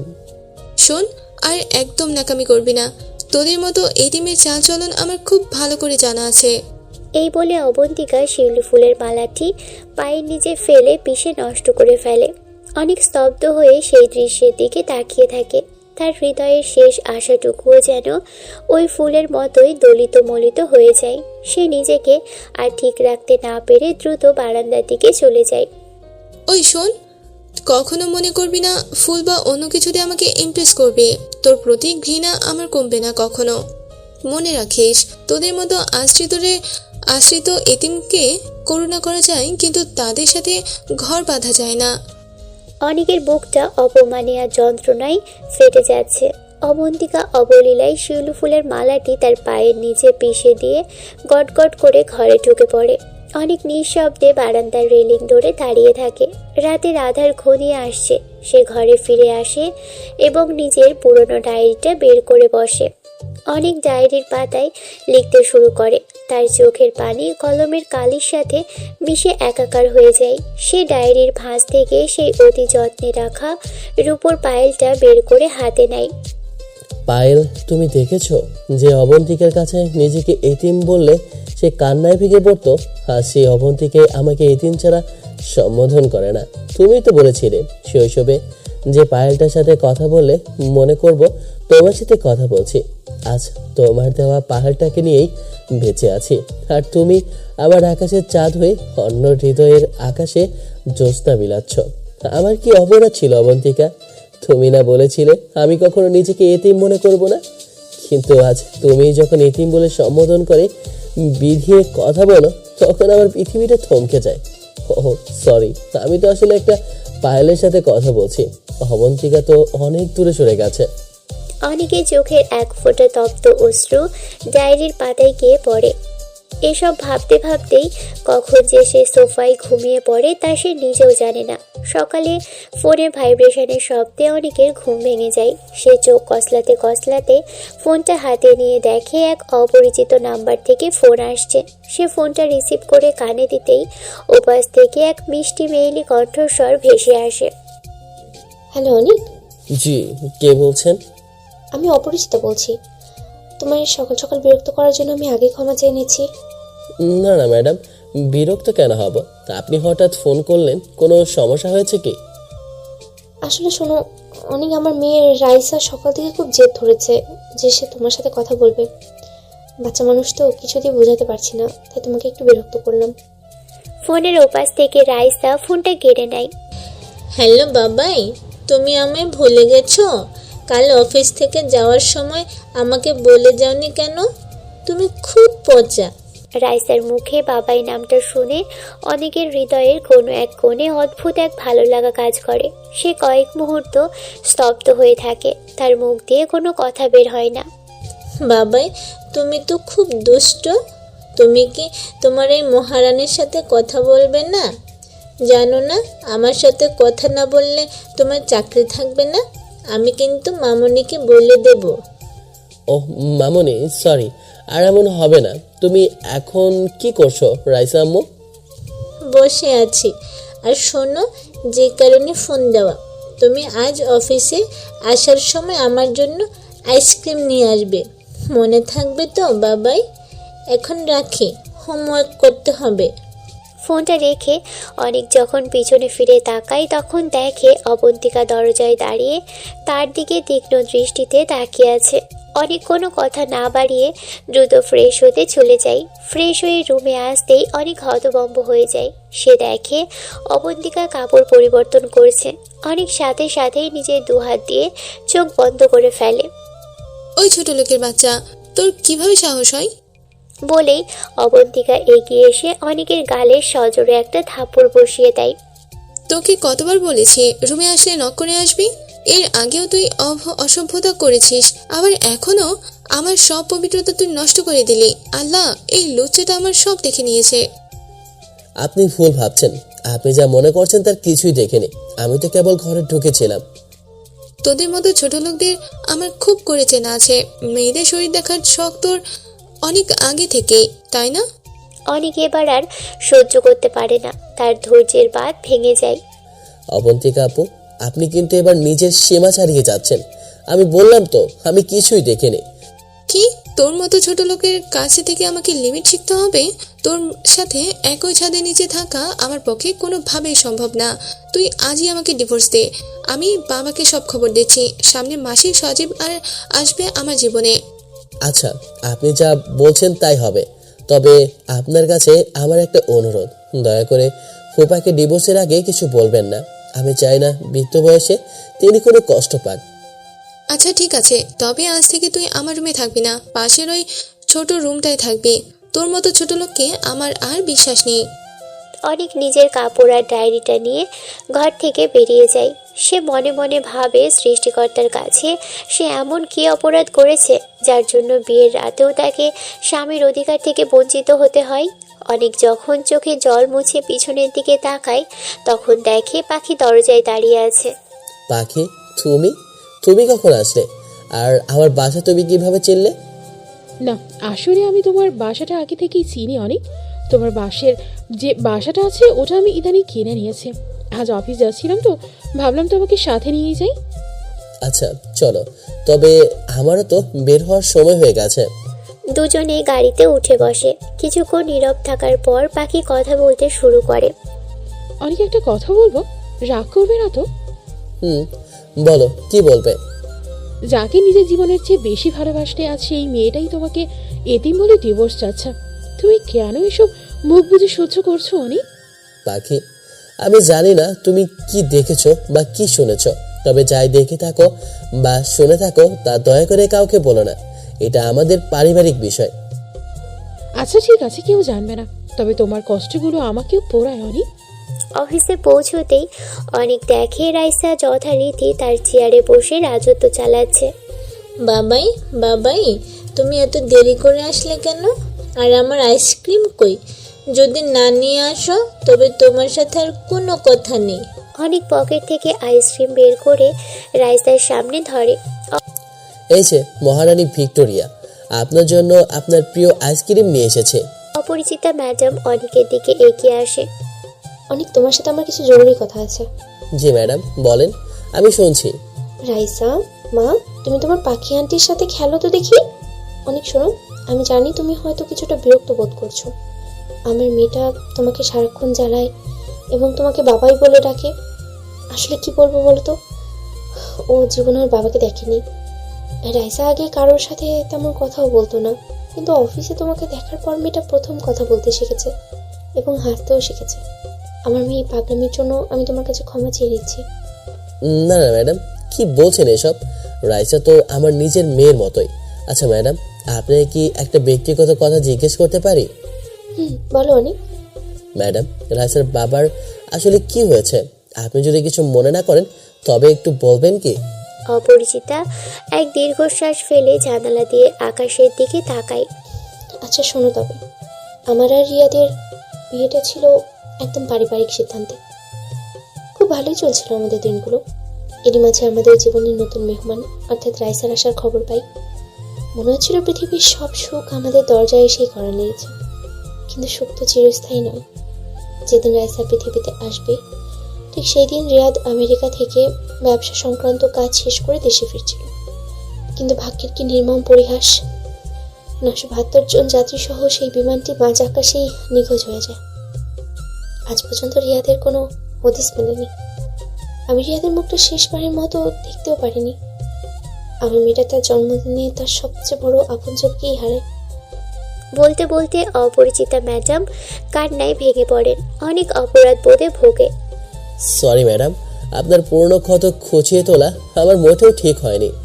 না অনেক, সেটা তো আমার ভাগ্যই ছিল। জানো অনেক, তুমি খুব বড় মনের মানুষ। তুমি যে সেদিন সেই ফুলওয়ালি মেয়েটিকে বোনের মর্যাদা দিয়ে সাহায্য করলে না, তা সত্যিই বিরল। আমি পাখির মুখে সব শুনেছি। না ম্যাডাম, ওটা তেমন কিছু না। মানুষের পাশে দাঁড়ানো তো আমাদের দায়িত্ব। রাইসা মামনি, তুমি কোথায় থেকে আসলে? রাইসা যখন দৌড়ে অনেকের দিকে আসছিল, জি বাবাই, আমি সবার সাথে লুকোচুরি খেলছি বলেই রাইসা অনেকের কোলে আসার জন্য এক দৌড় দেয়। কিন্তু হঠাৎ মাঝপথে রাইসার মাথা ঘুরে যায় এবং সে সজোরে মেঝেতে পড়ে গিয়ে জ্ঞান হারায়। রাইসার পড়ে যাওয়া দেখে অপরিচিত ম্যাডাম হিতাহিত জ্ঞান হারিয়ে ফেলেন। তিনি চিৎকার করে দৌড়ে রাইসার কাছে যায় এবং তাকে পাজাগোলা করে জড়িয়ে ধরেন। মা কথা বল, রাইসা মামনির চোখ খোল, কথা বল আমার সাথে। লক্ষ্মী মা, আমি এমন করিস না। অনেক দ্রুত রাইসার কাছে গিয়ে দেখেন রাইসা নিথর হয়ে পড়ে আছে। মেয়েটা পুরোপুরি জ্ঞান হারিয়ে ফেলেছে। অনেকের বুকের ভিতরটা মোচড় দিয়ে ওঠে। অনেক দেখো, আমার বড়রানীটা কথা বলছে না। জানো অনেক, একে নিয়ে বেঁচে আছে। জীবনের সবটুকু হারিয়ে মেয়েটাই আমার শেষ সম্বল ছিল। ম্যাডাম রাইসার নিথর দেহটা বুকে চেপে ধরে অঝরে কাঁদতে থাকে। অনেক নিজেকে সামলে নিয়ে ম্যাডামের কাঁধে হাত রাখে। ম্যাডাম প্লিজ এখন কাঁদবেন না, চলুন দ্রুত রাইসাকে হাসপাতালে নিয়ে যেতে হবে। এক মুহূর্ত দেরি করা ঠিক হবে না। চলো, আমার পা চলছে না অনেক, তুমি প্লিজ আমাকে সাহায্য করো। হাসপাতালে নেওয়ার পর ডক্টররা রাইসাকে দ্রুত আইসিইউতে নিয়ে যান। অনেক আর অপরিচিতা ম্যাডাম বাইরে দাঁড়িয়ে থাকে। কিছুক্ষণ পর ডক্টর বেরিয়ে এসে যে খবর দিল তা শুনে অনেকের পায়ের তলা থেকে মাটি সরে যায়। রাইসার নাকি জন্ম থেকেই কিডনি জটিল সমস্যা। ইতোমধ্যেই তার একটি কিডনি পুরোপুরি অকেজো হয়ে গেছে। এসব শুনে অনেক হাসপাতালের বারান্দায় একটি নির্জন কোণে বসে পড়ে। তার মাথায় আকাশ ভেঙে পড়ার মতো অবস্থা হয়। কিছুক্ষণ পর অপরিচিতা ম্যাডাম দৌড়ে অনেকের কাছে আসে। অনেক অনেক শোনো, আমার মহারানীর জ্ঞান ফিরেছে। ডাক্তার বলেছে আমরা এখন ওর কেবিনে যেতে পারি। অনেক রাইসার বেডের কাছে গিয়ে দাঁড়ায়। তার মনে হয় এক টুকরো সন্ধ্যা প্রদীপ যেন নিভু নিভু করে জ্বলছে। রাইসার সেই চঞ্চল মায়াবী মুখটা এখন ফ্যাকাশে হয়ে গেছে। অনেক কাছে যেতেই রাইসা ক্ষীণ স্বরে কথা বলতে শুরু করে। বাবাই, বাবাই, তুমি এসেছো? বসো তো মামুনির কাছে। তুমি কেন দূরে দাঁড়িয়ে আছো? অনেক রাইসার কথা শুনে কি বলবে ভেবে পায় না। সে শুধু ফ্যাল ফ্যাল করে তাকিয়ে থাকে। বাবাই, তুমি না খুব পচা। বললাম না মামনির পাশে বসতে, তুমি কি আমার উপর রাগ করেছো? না রে মামনি, এই তো আমি পাশে বসে। অনেক রাইসার পাশে বসে তার কপালে হাত রাখে। সে দেখে ম্যাডাম তার দিকে এক করুণ দৃষ্টিতে তাকিয়ে আছে। অনেক বুঝতে পারে না এই দৃষ্টির আড়ালে ঠিক কতটুকু হাহাকার আর কত বড় রহস্য লুকায়িত আছে। হি হি হি, দেখো তো কত সুন্দর লাগছে। বাবাই আর মমকে একসাথে দেখলে মনে হয় আমার পৃথিবীটা কত রঙিন। মা, এখন তুমি অনেক কথা বলছো, এবার একটু ঘুমানোর চেষ্টা করো তো লক্ষ্মী শোনো। মম, আমার না এখানে একদম থাকতে ভালো লাগছে না, চলো না মা বাসায় যাই। বাবাই তুমি মাকে বকা দাও তো, আমি এখানে আসতে চাই না, তাও মা প্রতি মাসে আমাকে জোর করে এখানে নিয়ে আসে। আচ্ছা করে বকা দিয়ে দাও তো বাবাই। আচ্ছা মহারানী, তুমি এখন একটু ঘুমাও। আমি তোমার মমকে খুব কড়া করে বকা দিচ্ছি। তোমার কথার অবাধ্য হওয়ার জন্য ওকে আজ ছাড়বো না। মনে থাকে যেন। আমি আর কোনোদিন এই পচা জায়গায় আসবো না, এখানে খুব ভয় লাগে আমার। রাইসা ঘুমিয়ে পড়ার পর অনিক আর অপরিচিতা ম্যাডাম কেবিনের বাহিরে বেরিয়ে আসে। অনিকের মনে 1001টা প্রশ্ন ও ঘুরপাক খাচ্ছে। ম্যাডাম, আপনাকে একটা কথা জিজ্ঞেস করব। ডাক্তার রাইসাকে নিয়ে যা যা বললেন তা কি পুরোটাই সত্যি? হ্যাঁ অনেক, তুমি যা শুনেছো সবই নির্মম সত্যি। রাইসা যেদিন পৃথিবীতে আসে সেই দিনই সে তার বাবাকে হারায়। এতটা মন্দ ভাগ্য নিয়ে এ নিষ্পাপ মেয়েটা পৃথিবীতে এসেছে। রাইসা তোমাকে যখন বাবাই বলে ডাকে তখন আমি ওকে নিষেধ করতে পারি না। ওই পাগলামির জন্য আমি আবারও ক্ষমা চেয়ে নিচ্ছি। আসলে ও তো কখনো বাবার স্নেহ পায়নি, তাই হয়তো তোমাকে দেখেই সে তার বাবাই খুঁজে পেয়েছে। না ম্যাডাম, আপনি ক্ষমা চাইবেন না। রাইসার এই মিষ্টি আবদারগুলো আমি খুব মিস করি। তবুও তো অনেক, সমাজে তো একটা চক্ষু লজ্জা আছে, মানুষ কি ভাববে বলো? মানুষের কথা বাদ দিন ম্যাডাম, রাইসা এই সমস্যা কতদিন ধরে বলছে? এর কি কোনো স্থায়ী সমাধান নেই? জানো অনেক, রাইসার বয়স যখন মাত্র 1 বছর, তখন একদিন রাতে ওকে ঘুম পাড়ানোর জন্য গান শোনাচ্ছিলাম। হঠাৎ রাইসা আধো আধো বোল ফুটিয়ে জিজ্ঞেস করলো, মা আমার বাবাই কোথায়? আমি কোনো উপায় না দেখে ওকে আকাশের দিকে ইশারা করে বললাম, মামনি তোমার বাবাই না ওই তারাদের দেশে গেছে। রাইসা তখন বলেছিল, মা তারাদের দেশে কি খুব সুন্দর, যার জন্য বাবাই আমাদের ফেলে ওখানে গেছে। আমিও তাদের দেশে যাব, ওখানে গিয়ে বাবাকে আচ্ছা করে বকা দিব, বলবো আমাদের একা রেখে কেন সে ওখানে গিয়েছে। সেদিনের সেই ছোট্ট কথাগুলো যে আজ সত্যি হতে চলেছে তা আমি স্বপ্নেও ভাবিনি। বলতে বলতে অপরিচিতা ম্যাডামের চোখ দিয়ে অশ্রু গড়িয়ে পড়ে। রাইসা যখন প্রথমবার অসুস্থ হয়ে পেটে ব্যথায় কথা বলে অজ্ঞান হয়, তখন ডাক্তাররা সব পরীক্ষা করে বলে যে আমার মহারানীর একটা কিডনি ড্যামেজ হয়ে আছে। জানো অনেক, রাইসার রক্তের গ্রুপও নেগেটিভ। এই রক্তের গ্রুপ খুব দুর্লভ। আমি কত জায়গায় কত মানুষের কাছে ঘুরেছি একটা কিডনির জন্য, কিন্তু কোথাও কোনো আশা পাইনি। ডাক্তার আজ পরিষ্কার বলে দিয়েছেন 3 মাসের মাঝে যদি কিডনি প্রতিস্থাপন করা না যায় তবে রাইসা আকাশের একটা সন্ধ্যা তারা হয়ে চিরতরে হারিয়ে যাবে। আমি কি নিজের চোখের সামনে নিজের সন্তানের মৃত্যু দেখবো অনেক? ম্যাডাম প্লিজ শক্ত হন, আল্লাহর রহমতে রাইসার কিছুই হবে না। চলুন ডাক্তারকে বলে রাইসাকে আজই বাসায় নিয়ে যাওয়ার ব্যবস্থা করি। রাইসা যখন দেখলো অনেক আর তার মা কেবিনে ঢুকেছে, সে খুশিতে আত্মহারা হয়ে যায়। বাবাই তুমি এসেছো, চলো আমরা আর এখানে এক মুহূর্ত থাকবো না। ঠিক তখন ডক্টর সেখানে প্রবেশ করে এবং অনেককে দেখে প্রশ্ন করে, আপনি এই রোগীর কে হন? অনেক কি বলবে ভেবে পাচ্ছে না। সে যখন ইতস্তত করছে তখনই রাইসা বিছানায় উঠে বসে বলে, ডাক্তার আঙ্কেল আপনার কি একটুও বুদ্ধি নেই? উনি আমার বাবাই, আর পাশে আমার মামনি দাঁড়িয়ে আছে। আপনি যে কিভাবে ডাক্তার হয়েছেন আল্লাহ জানে। আপনি কি নকল করে পরীক্ষা দিয়ে পাশ করেছেন নাকি? রাইসার এ কথা শুনে সিরিয়াস পরিবেশেও সবাই হো হো করে হেসে ওঠে। রাইসাকে নিয়ে ম্যাডাম বাসায় চলে যায়। অনেক হাসপাতালের আনুষঙ্গিক কাজ শেষ করে যখন নিজের বাসায় ফেরে তখন ঘড়িতে রাত 11টা বাজে। সে কয়েকবার কলিং বেল চাপার পর অবন্তিকা দরজা খোলে। অবন্তিকার চোখে মুখে তখন আগুনের ফুলিঙ্গ। এই যে ছোট লোক, তোর কি কোনো কমন সেন্স নেই? রাত কয়টা বাজে এখন জানিস? তুই কি নেশা করে আসলি নাকি? তোকে দেখে তো ছ্যাঁচড়া মাতাল মনে হচ্ছে। মনে রাখবি, এরপর যদি একদিন দেখি একদিন দেরি করে ফিরিস, তবে সারা রাত তোকে বাইরে রাস্তায় রাত কাটাতে হবে। ঘরে ঢোকার অধিকার তোর থাকবে না। অনেকের খুব অপমান বোধ হয়। সে কোনো উত্তর না দিয়ে অবন্তিকার সেই রাগী মুখটার দিকে এক নজর তাকিয়ে নিজের পাশের ছোট্ট রুমটাতে গিয়ে শুয়ে পড়ে। সকালে অনেকের ঘুম ভাঙে ফোনের তীব্র আওয়াজে। হ্যালো, কে বলছেন? এই যে মিস্টার, কয়টা বাজে খবর আছে? ফোন ধরতে এত দেরি কেন? ঘুমানো হচ্ছে বুঝি? ও মহারানী, তুমি ফোন করেছো? আমি তো তোমার কথাই ভাবছিলাম। এই যে মিস্টার, ওয়েট, আপনাকে না বলেছি আমাকে সব সময় আপনি করে সম্বোধন করতে? আপনি কি আমার কথা ভুলে যান? আচ্ছা, সরি মামুনি, আর কখনো ভুল হবে না। এখন রাখি, আমাকে অফিসে যেতে হবে। আচ্ছা, এবারের মতো ক্ষমা করে দিলাম। এখন আমায় 2টা পাপ্পি দেবেন বাবাই। আর মনে রাখবেন, প্রতিদিন সকালে আমাকে ফোন দিয়ে কিন্তু পাপ্পি দিতে হবে। মনে থাকবে তো? হ্যাঁ মহারানী, আমার মনে থাকবে। আমি অবশ্যই ফোন দেব। ফোনটা রেখে অনেক যখন অফিসের জন্য রেডি হচ্ছে, ঠিক তখনই অবন্তিকার রুমে ঢুকে পড়ে।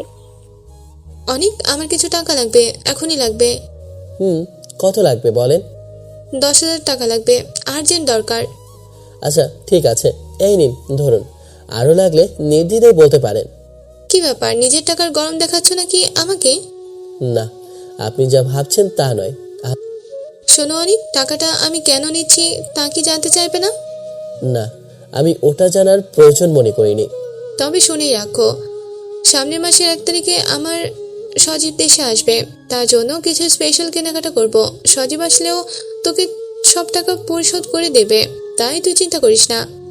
অনেকের বুকটা ফেটে যাচ্ছে ব্যথায়। সে নিচু গলায় বলে, আচ্ছা, আপনার যা ইচ্ছা আপনি তাই করুন। শোনো অনেক, সজীবের সামনে ভুলেও কখনো বলবে না যে তুই আমার সাথে এক বাড়িতে ছিলি। সজীব অনেক কষ্ট পাবে, জানিস তো? ও খুব সেন্সিটিভ। আচ্ছা, আপনি চিন্তা করবেন না। আমি এতিম হতে পারি, কিন্তু আমি তো মানুষ। কারো সাজানোর স্বপ্ন কেড়ে নেওয়ার সাধ্য আমার নেই। হ্যাঁ, তোর মতো একটা এতিমের জন্যই আমার সব স্বপ্ন আজ এলোমেলো হয়ে গেছে। তুই না থাকলে সজীবের সাথে আমার বিয়েটা অনেক আগেই হয়ে যেত। অনেক অফিসের জন্য বের হওয়ার প্রস্তুতি নিচ্ছে। অবন্তিকার তীক্ষ্ণ কথাগুলো তার বুকে তীরের মতো বিঁধছে। অবন্তিকা সজীবের জন্য কেনাকাটা করবে বলে অনেকের কাছ থেকে টাকা নেয়। অনেক যখন দীর্ঘশ্বাস ফেলে পিছনের দিকে ঘোরে, অমনি সে এক বিশাল ধাক্কা খায়। তার চোখ ছানা বড়া হয়ে যায়। সে দেখে দরজার এক কোণে জলপরি দাঁড়িয়ে আছে। নীল শাড়িতে পাখিকে দেখে মনে হচ্ছে আকাশ থেকে এক মায়া কাননে তার মায়া ভরা ছলো ছলো আঁখি নিয়ে অনেকের দিকেই চেয়ে আছে। নীল শাড়িতে পাখিকে এর আগে দেখলেও আজকের রূপ যেন অনেকের সব ভাবনা এলোমেলো করে দেয়। অনেক কি দেখছো এমন করে? না মানে হঠাৎ শাড়ি পরলে তো, তাই অবাক হয়ে গেলাম। কেউ তোমার আগের মতো শাড়ি পরিয়ে দেয় না, তাই নিজে অনেক কষ্ট করে আজ শাড়ি পরে আসলাম। শাড়ি পরিয়ে দেওয়ার কথা শুনেই অনেকের মনে পড়ে যায় কলেজের সেই পুরনো দিনের কথা, যেদিন পাখি যে ধরেছিল তাকে শাড়ি পরিয়ে দেওয়ার জন্য। সেই স্মৃতি মনে পড়তেই অনেকের মুখে এক চিলতে হাসি ফুটে ওঠে। কি অনেক, অমনভাবে চুপ হয়ে গেলে কেন? কিছু তো বলো। না, আসলে নীল শাড়িতে তোমাকে খুব সুন্দর লাগছে। ও সত্যি বলছো অনেক? পাখি বেশ কৌতূহলী হয়ে ওঠে, কিন্তু তাদের এই মুহূর্তটি বিষিয়ে দিতে অবন্তিকা এগিয়ে আসে। তার চোখে মুখে প্রচণ্ড ঘৃণা আর বিরক্তি। এই যে মিস্টার অনিক আর মিস পাখি, এটা একটা ভদ্রলোকের বাসা। এটা কোনো পাবলিক পার্ক নয়, বুঝলেন? প্রেমালাপ করার ইচ্ছা থাকলে পার্কে যান। ভাবি, আপনি কি বলছেন এসব? আমরা তো শুধু কথা বলছি। যা বলছি ঠিকই বলছি। আর হ্যাঁ, আপনার কত বড় সাহস যে আপনি আমাকে ভাবে বলে ডাকছেন? কেন, আপনি কি অনেকের স্ত্রী নন? বিয়ে করলে কি মন পাওয়া যায়? অনেকের মতো এতিমকে করুণা করা যায়, স্বামী ভাবা যায় না কখনো। কি বলছেন আপনি? আপনি নিজেও একটা মেয়ে হয়ে নিজের স্বামী সম্পর্কে এসব কথা বলছেন কিভাবে? শুনুন মিস পাখি, এটা আমার ব্যক্তিগত বিষয়। এই বিষয়ে আপনার মতো থার্ড ক্লাস মেয়ে যেন নাক না গলায়। অনেকের মাথা অপমানে নিচু হয়ে যায়। সে পাখিকে নিয়ে দ্রুত বাসা থেকে বেরিয়ে আসে। চলো তো পাখি, তোমাকে না বলেছিলাম আমার বাসায় না আসতে? দেখলে তো কত কথা শুনতে হলো। চলো, আমি জানতাম না পরিস্থিতি এতটা খারাপ। বাসা থেকে বের হওয়ার সময় অনেক আর চোখে একবার অবন্তিকার দিকে তাকায়। দেখে অবন্তিকা রাগে সাপের মতো ফুঁসছে। অনেক অফিসে এসে নিজের ডেস্কে বসে গুরুত্বপূর্ণ একটা ফাইলের কাজে মন দেয়। হঠাৎ পিয়ন এসে খবর দেয়, স্যার, এমডি ম্যাডাম আপনাকে এক্ষুনি ডাকছেন। আচ্ছা তুমি যাও, বলো যে আমি আসি। ফাইলটি গুছিয়ে নিয়ে অনেক অপরিচিতার কেবিনের দিকে দাঁড়ায়। ম্যাডাম আসবো? হ্যাঁ অনেক, আসো। অনেক ভিতরে গিয়ে বসের সামনে চেয়ারে বসে। বসো অনেক, ধন্যবাদ আসার জন্য। ম্যাডাম কি জন্য ডেকেছেন বলবেন কি? আচ্ছা অনেক, আমি কি তোমার সাথে ব্যক্তিগত কিছু কথা শেয়ার করতে পারি? তুমি যদি কিছু মনে না করো তবেই বলবো। জি ম্যাডাম, কিছু বলার থাকলে নির্দ্বিধায় বলতে পারেন। জানো অনেক, কাকে তোমাকে অনেক কষ্ট দিয়েছে। রাস্তাকে নিয়ে তুমি অনেক ব্যস্ত ছিলে, সেই জন্য আমি আগেই ক্ষমা চেয়ে নিচ্ছি। কি বলছেন ম্যাডাম? আমি কেন বিরক্ত বোধ করব? ও যদি আমার নিজের মেয়ে হতো তবে কি আমি এমন করতাম না? অনেকের মুখে মেয়ের কথা শুনে অপরিচিতা কেমন জানি করুণ চোখে তার দিকে তাকায়। সেই দৃষ্টির অর্থ বোঝা অনেকের পক্ষে কঠিন হয়ে দাঁড়ায়। আচ্ছা অনেক, আমরা তো দুজনেই সমবয়সী, তাই তুমি এখন থেকে আমাকে তুমি বলেই বলতে পারো। কাজ আর ব্যক্তিগত জীবনকে আলাদা রাখাই ভালো। ম্যাডাম আপনি তো এই প্রতিষ্ঠানের মালিক আর আমি কর্মচারী মাত্র। সবচেয়ে বড় পরিচয় আমরা মানুষ, আজ থেকে আমরা বন্ধু। আমি মনে করি একটা প্রতিষ্ঠানের উন্নতির জন্য মালিক আর কর্মচারীর মধ্যে বন্ধুত্ব সুলভ সম্পর্ক থাকা খুবই প্রয়োজন। আচ্ছা ম্যাডাম। আবারও ম্যাডাম বলছো? আচ্ছা সরি অপরিচিতা। এবার ঠিক আছে, আজ লাঞ্চটা আমরা একসাথেই করবো, কেমন? মহারানী রাইসা আসছে, বললো যে সে তার বাবার সাথে লাঞ্চ করবে। অনেক সম্মতি জানিয়ে নিজের ডেস্কের দিকে ফিরে আসে, কিন্তু সেখানে এসে সে বড় রকমের একটা চমক পায়। সে দেখে তার কেবিনের উপর কয়েকটা তাজা গোলাপ ফুল আর তার নিচে একটা রঙিন খাম রাখা।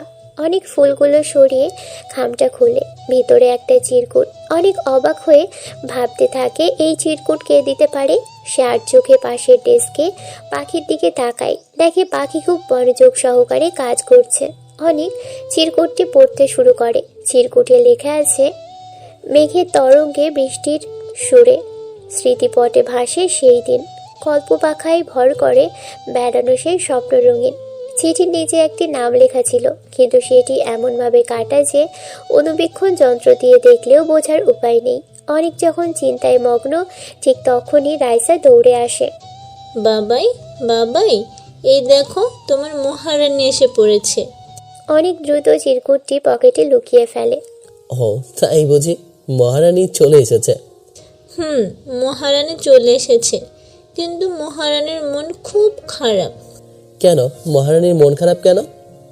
তুমি খুব পচা, তুমি জানো না মহারানী মাটিতে পা থাকে না। তুমি এখনো আমাকে কুলে নাওনি আর পাপ্পিও দাওনি, এখন দাও, তবেই মহারানীর মন ভালো হবে। অনেক হাসি মুখে রাইসাকে কোলে তুলে নেয় এবং তার কপালে চুমু দেয়। এই তো মহারানী, এখন কি মন ভালো হয়েছে? বাবাইকে একটা দেবে না? বাবাই, তোমার ডেস্কে গোলাপ ফুল কেন? না মা, ফুলগুলো ভালো লাগছিল তাই এনে রাখছে। বুঝছি, মাকে দিবা তাই না? লজ্জা পেতে হবে না। শূন্য বাবাই, মমকে বলছি আমরা একসাথে লাঞ্চ করব, তখন মমকে তুমি ফুলগুলো দিবা, কেমন? মহারানী ফুল না দিলে হয় না? না, একদম না। মমকে তুমি ফুল দিবা, নইলে আরে ফুলগুলো সারপ্রাইজ হিসেবে আমার কাছে থাকবে। লাঞ্চের সময় আমি বের করে দেব। অনেক মনে মনে ভাবে, কে যে ফুলগুলো দিল, ফুলগুলো না দিলে আজ এই বিপদে পড়তে হতো না। লাঞ্চের সময় রাইসা আর অপরিচিতা অনেকের কাছে আসে। এই যে মহারানী, বাবাকে পেয়ে মমকে একদম ভুলে গেছো তাই না? আমার বাবা কত ভালো, অবশ্য তুমিও ভালো মম। হয়েছে, আর বাবার প্রশংসা লাগবে না, এসো লাঞ্চ করি। লাঞ্চ টেবিলে বসার পর রাইসা ফোন দিয়ে আটে। মম, তুমি চোখ বন্ধ করো, বাবাই তোমাকে একটা গিফট দেবে। মা, চোখ বন্ধ করা ছাড়া কি গিফট নেওয়া যায় না? অপরিচিতা বাধ্য হয়ে চোখ বন্ধ করে। রাইসা অনেকের হাতে ফুলগুলো দিয়ে ইশারা করে।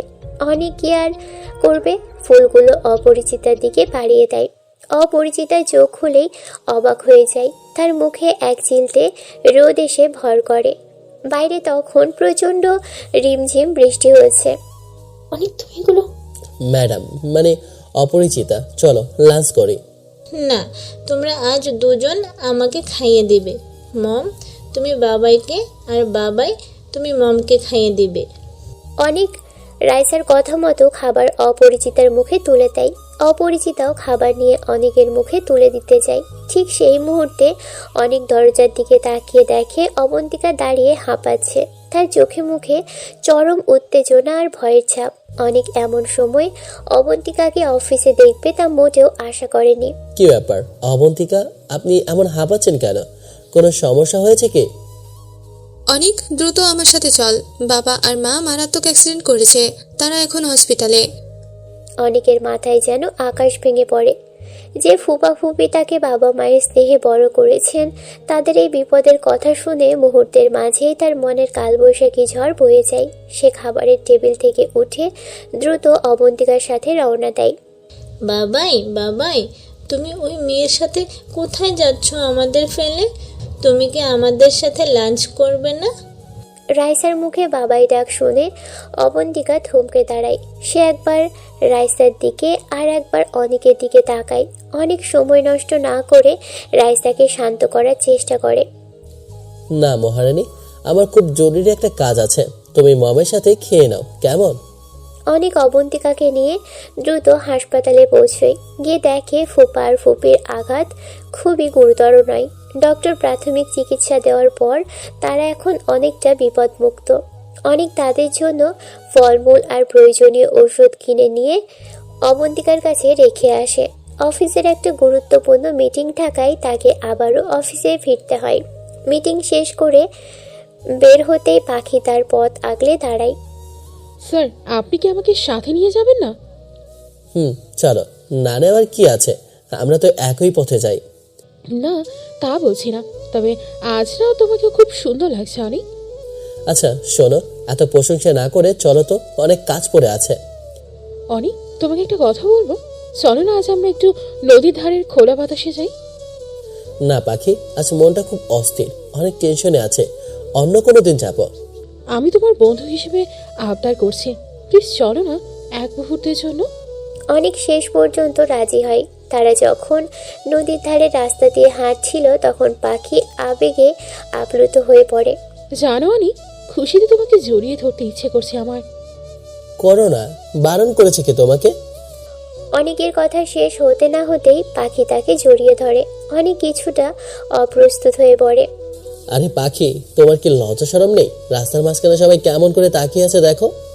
অনেক যখন পাখিকে সরিয়ে দিচ্ছিল তখন সে আর চোখে দেখতে পায় অবন্তিকা তার মা বাবাকে নিয়ে গাড়িতে করে বাসার দিকে যাচ্ছে। অবন্তিকাও জানালার বাইরে তাকিয়ে অনেক আর পাখিকে ওই অবস্থায় দেখে ফেলে। অনেকের মনে হয় আজ আর রক্ষে নেই। কি বলে অনেক, লজ্জা সরম? আমি কি অন্য কোনো ছেলেকে ধরেছি নাকি যে লজ্জা পাবো? লোকে দেখলে আবার বইয়ে গেল। আরে তাই বলে এমন ভাবে, তোমার আগের স্বভাবটা এখনো গেল না, জানো না আমার হৃদয়ে শুধু আমার রাজকুমারী আছে, আমার সমস্ত ভালোবাসা কেবল তার জন্য তোলা। জানি তো, এই অবন্তিকার কথা বলছো যে কিনা তোমাকে এতিম ছাড়া কথা বলে না, সে নাকি আবার রাজকুমারী। তার চরিত্র ঠিক আছে কিনা সন্দেহ আমার। অনেকের মেজাজ বিগড়ে যায়। সে পাখির গালে ঠাস করে একটা থাপ্পড় বসিয়ে দেয়। পাখি, তোমার সাহস কিভাবে হয় আমার স্ত্রী সম্পর্কে বাজে কথা বলার? আর কখনো এমন কথা মুখেও আনবে না। কেন? আরো আরো আমাকে একটা কেন 10টা মারো, তাও বলবো আমি তোমাকে ভালোবাসি। ওই অবন্তিকার চেয়ে অনেক বেশি ভালোবাসি। পাখি, কেন বোঝো না, তোমাকে ভালোবাসা আমার কোনোভাবেই সম্ভব নয়। আমার মনের আকাশটাতে কেবল একজনেরই বিচরণ। আমি তো তোমার মনের আকাশ চাই না অনেক, আমি তোমার পায়ের নিচে স্থান পেতে চাই। অবন্তিকার দেওয়া কষ্টগুলো আমি ফুরিয়ে দেবো তোমাকে। দেবে কি আমায় একটু ঠাই? শোনো পাখি, তুমি কি চাও আমাদের বন্ধুত্বটা চিরতরে নষ্ট হয়ে যাক? যদি না চাও তবে আজ থেকে আর কখনো ভালোবাসার কথা বলবে না। অনেক গট করে বাসায় চলে আসে। বাসায় ফিরেই সে নিজের রুমে বসে থাকে। পাশের রুম থেকে অবন্তিকার ফোনে কথা বলার শব্দ তার কানে আসে। হ্যালো সজীব, বাবু, আমি আর পারছি না গো। তুমি কবে আসবে? আমাকে কি একটু মিস করো না তুমি? ওই লম্পট এতিমটার সাথে আমি আর একই ছাদের নিচে থাকতে পারছি না। বাবুনি, আমি জানি তোমার খুব কষ্ট হচ্ছে। কি করব বলো, আস্তে আস্তে আরো 15 দিন লাগবে। প্রতিটি মুহূর্ত তোমাকে মিস করছে। আর শোনো, তুমি যত দ্রুত পারো ওই রাজ নামের ছেলেটাকে ডিভোর্স দিয়ে দাও। ও আমার লক্ষ্মী বাবু, তুমি টেনশন করো না। তুমি আসার আগে আমি ওই এতিমটাকে জীবন থেকে সরিয়ে ফেলবো। ডিভোর্স পেপার রেডি করছি। মিস ইউ সো মাচ সজীব। অনেক যখন নিজের রুমে শুতে যায় তখন অবন্তিকা ঝড়ের বেগে তার রুমে প্রবেশ করে। জানি তুই আমাকে একটু হলেও ভালোবাসিস, কিন্তু তুই যে এতটা লম্পট আগে জানতাম না। বিয়ে করেছিস, বউ আছে, সাথে এত কিউট একটা বাচ্চাও আছে। তবে কেন তুই আমাকে বিয়ে করতে রাজি হলি? তুই কি আমার দেহ চাস? এই নীলুচ্চা, যা করার কর। তোর জন্মের ঠিক নেই মনে হয়, নইলে বউ রেখে অত সুন্দর বাচ্চা রেখে কেউ অন্য একজনের দিকে নজর দিয়ে বিয়ে করে? বন্ধ করুন আপনার ওই নোংরা কথা। আপনার ওই দেহ আমার প্রয়োজন নেই। নিজেকে কি ভাবেন আপনি? সিনেমার নায়িকা? তাহলে ভুল ভাবছেন। আপনার চেয়ে রাস্তার সাধারণ মেয়েরাও অনেক নীতিবান। হাসালি, যার জন্মের ঠিক নেই সে আবার নীতির কথা বলে? ওই বাচ্চা মেয়েটা তোকে বাবাই বলে রাখলো কেন? ওর মা কি তোর কেউ হয়? অনেক বলেছেন অবন্তিকা। শোনেন, তবে রাইসা আমার মেয়ে, আর অপরাজিতা আপনার চেয়ে অনেক বেশি ভালো মানুষ। তা ওকে যখন বিয়ে করেছিস তবে আমাকে কেন ভোগান্তিতে ফেললি? সজীব কত ভালো মানুষ জানিস? ও আমার সব জেনেও আমাকে বিয়ে করবে। তুই 15 দিনের মধ্যে আমাকে ডিভোর্স দিবি, মনে থাকে যেন। অনেক আর নিজেকে সামলাতে পারে না। অবন্তিকার গালে ঠাস ঠাস করে চড় মেরে দেয় দুটো। তারপর বলে, আর একটাও বাজে কথা বলবেন না অবন্তিকা। বিয়ের রাতে আপনি আমাকে ডিভোর্স দিতে বলেছিলেন। আজ বুঝলাম আপনি সত্যিই পাষাণ। যে পর্যন্ত ডিভোর্স না হচ্ছে ততক্ষণ আপনি আইনত আমার স্ত্রী। আমি চাইলে জোর করে সবকিছু এখনই নিতে পারি, কিন্তু আমি তোর মতো অমানুষ নই। হ্যাঁ, তোকে আমি ছোট থেকে ভালোবাসতাম, কিন্তু তোর মতো মেয়েকে ভালোবাসা যায় না। আমি ইতিম বলে কথা শোনাস। তোর মতো মেয়ে আমার আশেপাশে ঘুরে বেড়ায়। আমার শৈশবের স্মৃতি তুই।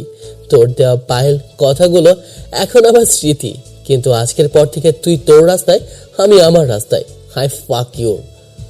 ধ্যাত, তোর সাথে কথা বলাই বেকার। আমার লাইফ নিয়ে তুই কোনো কথা বলবি না, আর তুই তোর লাইফ নিয়ে জাহান্নামে যা। আমি এখনই চলে যাচ্ছি বাড়ি থেকে। জাস্ট ফাক অফ ইউর লাইফ। অবন্তিকা কিছু বলতে যাওয়ার আগেই অনেক তাকে থামিয়ে দেয়। জাস্ট ফাক অফ ইউর লাইফ অবন্তিকা। কথাগুলো বলেই অনেক আর এক মুহূর্ত সেখানে দাঁড়ায় না। সে হন করে নিচে নেমে আসে। ড্রয়িং রুমে তার ফুপু বসেছিলেন। অনেকের চোখে জল দেখে তিনি চমকে ওঠেন। অনেক, কি হয়েছে বাবা? তুই কাঁদছিস কেন?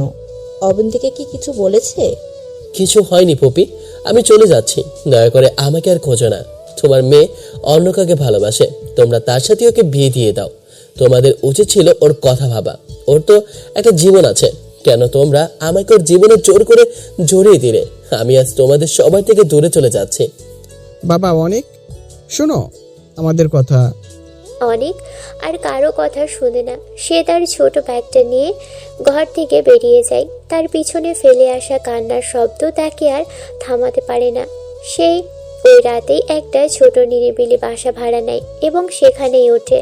তার হৃদয়ে এখন আর ভালোবাসা নেই, আছে কেবল গভীর এক শূন্যতা। পরের দিন সজীব দেশে ফিরে আসে, কিন্তু সে অবন্তিকাকে জানায় না যে সে পৌঁছেছে। সজীবের মনে অন্য কোনো পরিকল্পনা চলছে। অবন্তিকা সকাল থেকে সজীবকে শতবার ফোন করে, কিন্তু সজীবের ফোন বন্ধ পায়। অবন্তিকার মনে খুব খারাপ হয়ে যায়। সে অনেকে চলে যাওয়ার আর সজীবের নীরবতা সহ্য করতে না পেরে একা একা সেই নদীর পাড়ে আসে, যেখানে সে একসময় অনেকের সাথে সময় কাটাতো। নদীর পাড়ে এসে অবন্তিকা যা দেখলো তাতে তার পায়ের নিচের মাটি সরে যায়। সে দেখে একটু দূরে একটা বিদেশি মেয়ের হাত ধরে সজীব বসে আছে। সজীব মেয়েটির সাথে ইংরেজিতে কথা বলছে, যা অবন্তিকা স্পষ্ট শুনতে পায়। চিন্তা করো না ডার্লিং, এই দেশের মেয়েগুলো বড্ড নাদান আর বোকা। এই অবন্তিকার বাবার অনেক টাকা আছে, সেগুলো আমি খুব সহজেই হাতিয়ে নিতে পারবো। এরপর ওকে এখানে ফেলে রেখে আমি তোমার কাছে চিরতরে চলে যাব। তুমি একটু বোঝার চেষ্টা করো ডার্লিং। বিদেশি মেয়েটি কিছু একটা বলতেই সজীব হাসতে হাসতে আবার বলতে শুরু করে। তুমি যে আমার ওয়াইফ এটা অবন্তিকাকে কিছুতেই বুঝতে দিবে না। যদি ওর সামনে পড়ো তবে বলবে তুমি কেবল আমার একজন ফ্রেন্ড। ও তো একটা আস্ত গাধি মেয়ে, সব বিশ্বাস করে নিবে। অবন্তিকা পাথরের মতো দাঁড়িয়ে থাকে, তার মাথায় যেন আকাশ ভেঙে পড়ে। যাকে পাওয়ার জন্য সে তার শৈশবের বন্ধু আর স্বামীকে এতিম বলে তাড়িয়ে দিল, সেই সজীবই আজ তাকে ধোঁকা দিচ্ছে।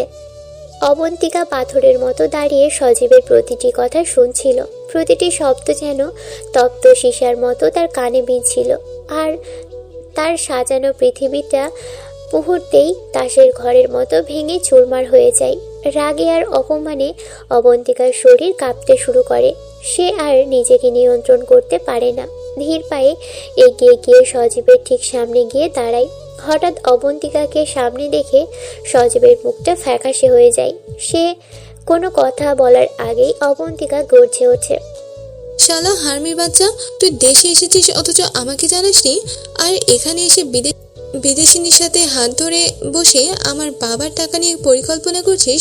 তুই এতটা নিস সজীব? সজীব অপ্রস্তুত হয়ে উঠে দাঁড়ানোর চেষ্টা করাতেই অবন্তিকা তার কলার চেপে ধরে।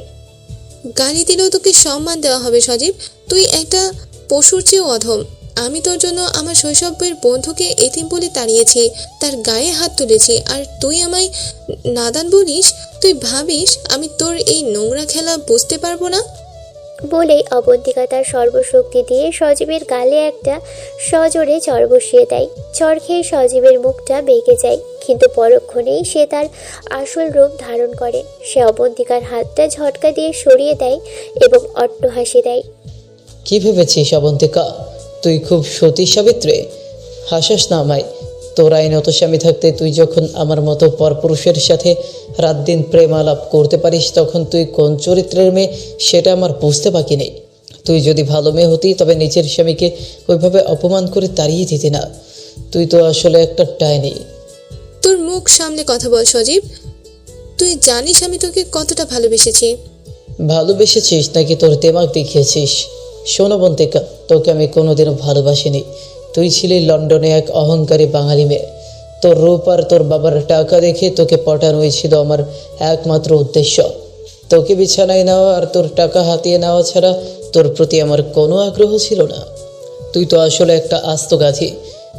তুই ভেবেছিলিস সজীব তোকে মাথায় করে রাখবে। আরে নাদান মেয়ে, এই যে পাশে বসে আছে আমার লিগাল ওয়াইফ, এর সাথে আমি সুখে আছি। তোকে আমি জাস্ট একটা এটিএম মেশিন হিসেবে ব্যবহার করতে চেয়েছিলাম। এখন তো সব জেনেই গেছিস। তবে যা ভাগ এখান থেকে, নিজের ওই এতিম বরের কাছে গিয়ে মাফ চা, যদিও তোকে দয়া করে ফিরিয়ে নেয়। সজীব আরও এক ধাপ এগিয়ে এসে অবন্তিকার চোখের দিকে তাকিয়ে বিদ্রুপ করে বলে। সজীব তার স্ত্রীকে নিয়ে তাচ্ছিল্যের হাসি হেসে সেখান থেকে চলে যায়। অবন্তিকা একা সেই নদীর পাড়ে দাঁড়িয়ে থাকে। চারপাশের বাতাস যেন তাকে বিদ্রুপ করছে। সে ধীরে ধীরে মাটির উপর ধপাস করে পড়ে যায়। আল্লাহ, আমি একে করলাম? আমি কার জন্য অনেককে দূরে ঠেলে দিলাম? যাকে আমি ঘৃণা করে এতিম বলেছি, সেই অনেকই তো আমাকে আগলে রেখেছিল। আজ আমার সব শেষ হয়ে গেল। আমি তো সত্যিই নাদান। আমি কারো ভালোবাসা চিনতে পারিনি। অবন্তিকার দু হাতে মুখ ঢেকে টুকরে কেঁদে ওঠে। তার কান্নায় নদীর পাড়ের পরিবেশ ভারী হয়ে ওঠে। শৈশবে সেই অনেক যে তাকে নিজ হাতে খাইয়ে দিত, যে তার কপালে আলতো করে চুমু এঁকে দিত, সেই অনেককে আজ সে চিরতরে হারিয়ে ফেলেছে। দেখতে দেখতে একটা মাস কেটে যায়। এই এক মাসে অনেক বাতাসে মিশিয়ে গিয়েছে। তার ফুপা এবং ফুপু তন্ন তন্ন করে অনেককে খুঁজেছে, কিন্তু কোনো লাভ হয়নি। অনেকের সেই পুরনো ফোন নাম্বারটি বন্ধ। সে কোথায় আছে, কেমন আছে, তার কোনো হুদিস নেই। অবন্তিকার জীবন এখন এক জীবন্ত নরকে পরিণত হয়েছে। সজীবের দেওয়া সেই চরম ধোঁকা আর অপমানের পর সে নিজেকে নিজের ঘরে বন্দি করে ফেলেছে। প্রতিদিন সে অনিকের দেওয়া সে পায়েল আর শৈশবের স্মৃতিগুলো আঁকড়ে ধরে কাঁদে। যে এতিম শব্দটা দিয়ে সে অনিককে বারবার আঘাত করেছিল, এখন সেই শব্দটাই তীরের মতো তার নিজের বুকে এসে বিঁধছে। অবন্তিকা পাগলিনীর মতো শহরের অলিগলি খুঁজে বেড়ায়। সে পরিচিত বন্ধুদের কাছে যায়, কিন্তু কেউই অনিকের খবর দিতে পারে না। অফিসে গিয়েও খোঁজ নাই, পায় না সেখানে। অবন্তিকা বুঝতে পেরেছে সে হীরা ফেলে জহুরি চিনতে ভুল করেছে। তার ভিতরের অনুশোচনা তাকে তিলে তিলে শেষ করে দিয়েছে। মা, আমি কি করলাম? অনেকে ছাড়া যে আমার পৃথিবীটা একদম শূন্য মনে হচ্ছে। যে ও যেখানেই আছে আমাকে কেন একটু খবর দিচ্ছে না? ও কি আমাকে কোনোদিন ক্ষমা করবে না মা? তোর অহংকার আর অন্ধ ভালোবাসা আজ আমাদের সোনার সংসার ছাড়খাড় করে দিল অবন্তিকা। তুই ছেলেটাকে শুধু অপমানই করেছিস, অথচ ও তোকে আগলে রেখেছিল ছায়ার মতো। অন্যদিকে অনিক এই 1 মাস অফিসেও আসেনি। সে তার চাকরি থেকে অব্যাহতির চিঠি ইমেইলে পাঠিয়ে দিয়েছে। অনিকের অনুপস্থিতিতে সবচেয়ে বড় আঘাতটা লেগেছে ছোট্ট রাইসার উপর। রাইসা এখন হাসপাতালে শুয়ে দিন গুনছে। অনিককে না পেয়ে তার শারীরিক অবস্থার মারাত্মক অবনতি হয়েছে। তার সেই মায়াবী চঞ্চলতা এখন বিলীন। সে সারা দিন শুধু তার বাবাইকে খোঁজে। অপরিচিতা ম্যাডাম রাইসার পাশে বসে অঝরে কাঁদছে। রাইসা আজ 2 দিন ধরে কিছু খাচ্ছে না। তার একটা কিডনি অকেজ হওয়ার কারণে শরীর দিন দিন ফুরিয়ে যাচ্ছে, কিন্তু সে কোনো ওষুধ দিতে রাজি হচ্ছে না। মম, তুমি কেন বাবাইকে ডেকে আনছো না? বাবাইকে আমাকে আর ভালোবাসে না? ওকে আমার উপর খুব রাগ করেছে? না মা, বাবাই তো তোমাকে অনেক ভালোবাসে। ও একটু দূরে কাজে গিয়েছে সোনা, খুব দ্রুত ফিরে আসবে। তুমি মিথ্যা বলছো মম। তুমি তো জানো বাবাই ছাড়া আমি ভালো থাকি না। বাবাই না আসলে আমি আর কোনো দিন ওষুধ খাবো না। আমাকে তারাদের দেশে পাঠিয়ে দাও মম, আমি ওখানেই বাবাকে খুঁজবো। অপরিচিতা রাইসার কথা শুনে ডুকরে কেঁদে ওঠে। তিনি পাখির সাহায্য নিয়ে অনেক চেষ্টা করেছেন অনিককে খুঁজে বের করার। পাখিও তার সব যোগাযোগ কাজে লাগিয়েছে, কিন্তু অনিক যেন মাটির নিচে লুকিয়ে আছে। পাখি এখন অনুতপ্ত যে সেও অনেককে ভালোবাসার চাপে ফেলে হয়তো কষ্ট দিয়েছিল। ম্যাডাম, অনেক যদি ফিরে না আসে তবে রাইসাকে বাঁচানো সম্ভব হয়ে পড়বে। ওর রক্তের গ্রুপও ও নেগেটিভ হয়। আমরা কোথাও কিডনি দাতা পাচ্ছি না।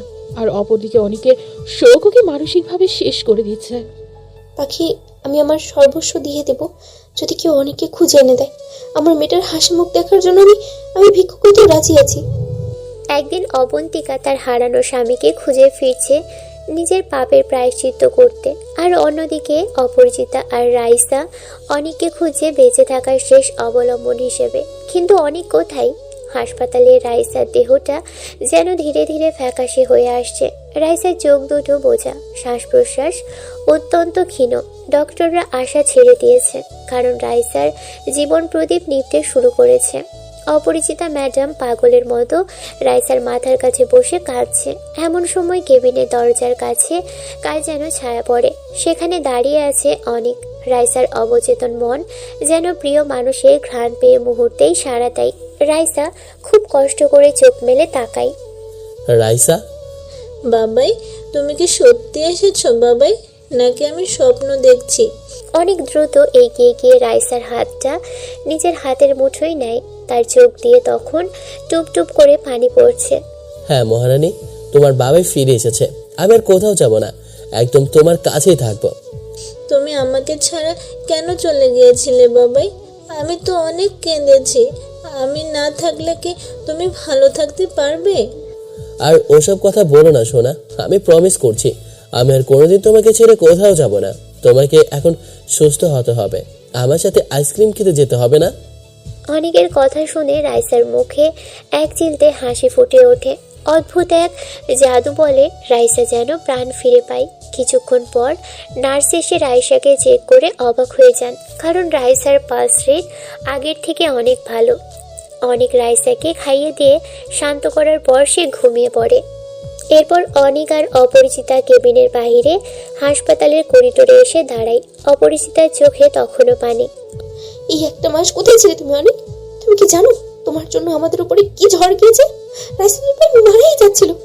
অনেক শান্ত চোখে আকাশের দিকে তাকায়, তারপর হঠাৎ করে অপরিচিতার দিকে ফিরে তাকিয়ে বলে, অপরিচিতা আমাকে কি বিয়ে করবে? আমার মতো এক এতিম ছেলেকে কি তোমার জীবনে ঠাঁই দেবে? অপরিচিতা অনেকের এই আকস্মিক প্রস্তাবে প্রচণ্ড অবাক হয়ে যায়। সে ভাবতেই পারেনি অনেক এভাবে সরাসরি কিছু বলবে। তার চোখের পাতা যেন স্থির হয়ে যায়। অনেক, তুমি কিভাবে বলছো এই কথা? অবন্তিকা তোমার স্ত্রী, তার কি হবে? অনেক এক দীর্ঘশ্বাস ফেলে বিষণ্ণ হেসে বলে, অবন্তিকা আমার কেউ নয় অপরিচিতা।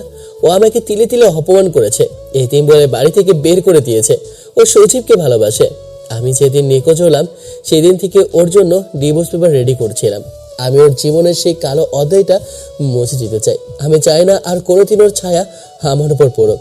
অপরিচিতা চুপ করে থাকে। তার নীরবতা দেখে অনেকের বুকটা অভিমানে ভরে ওঠে।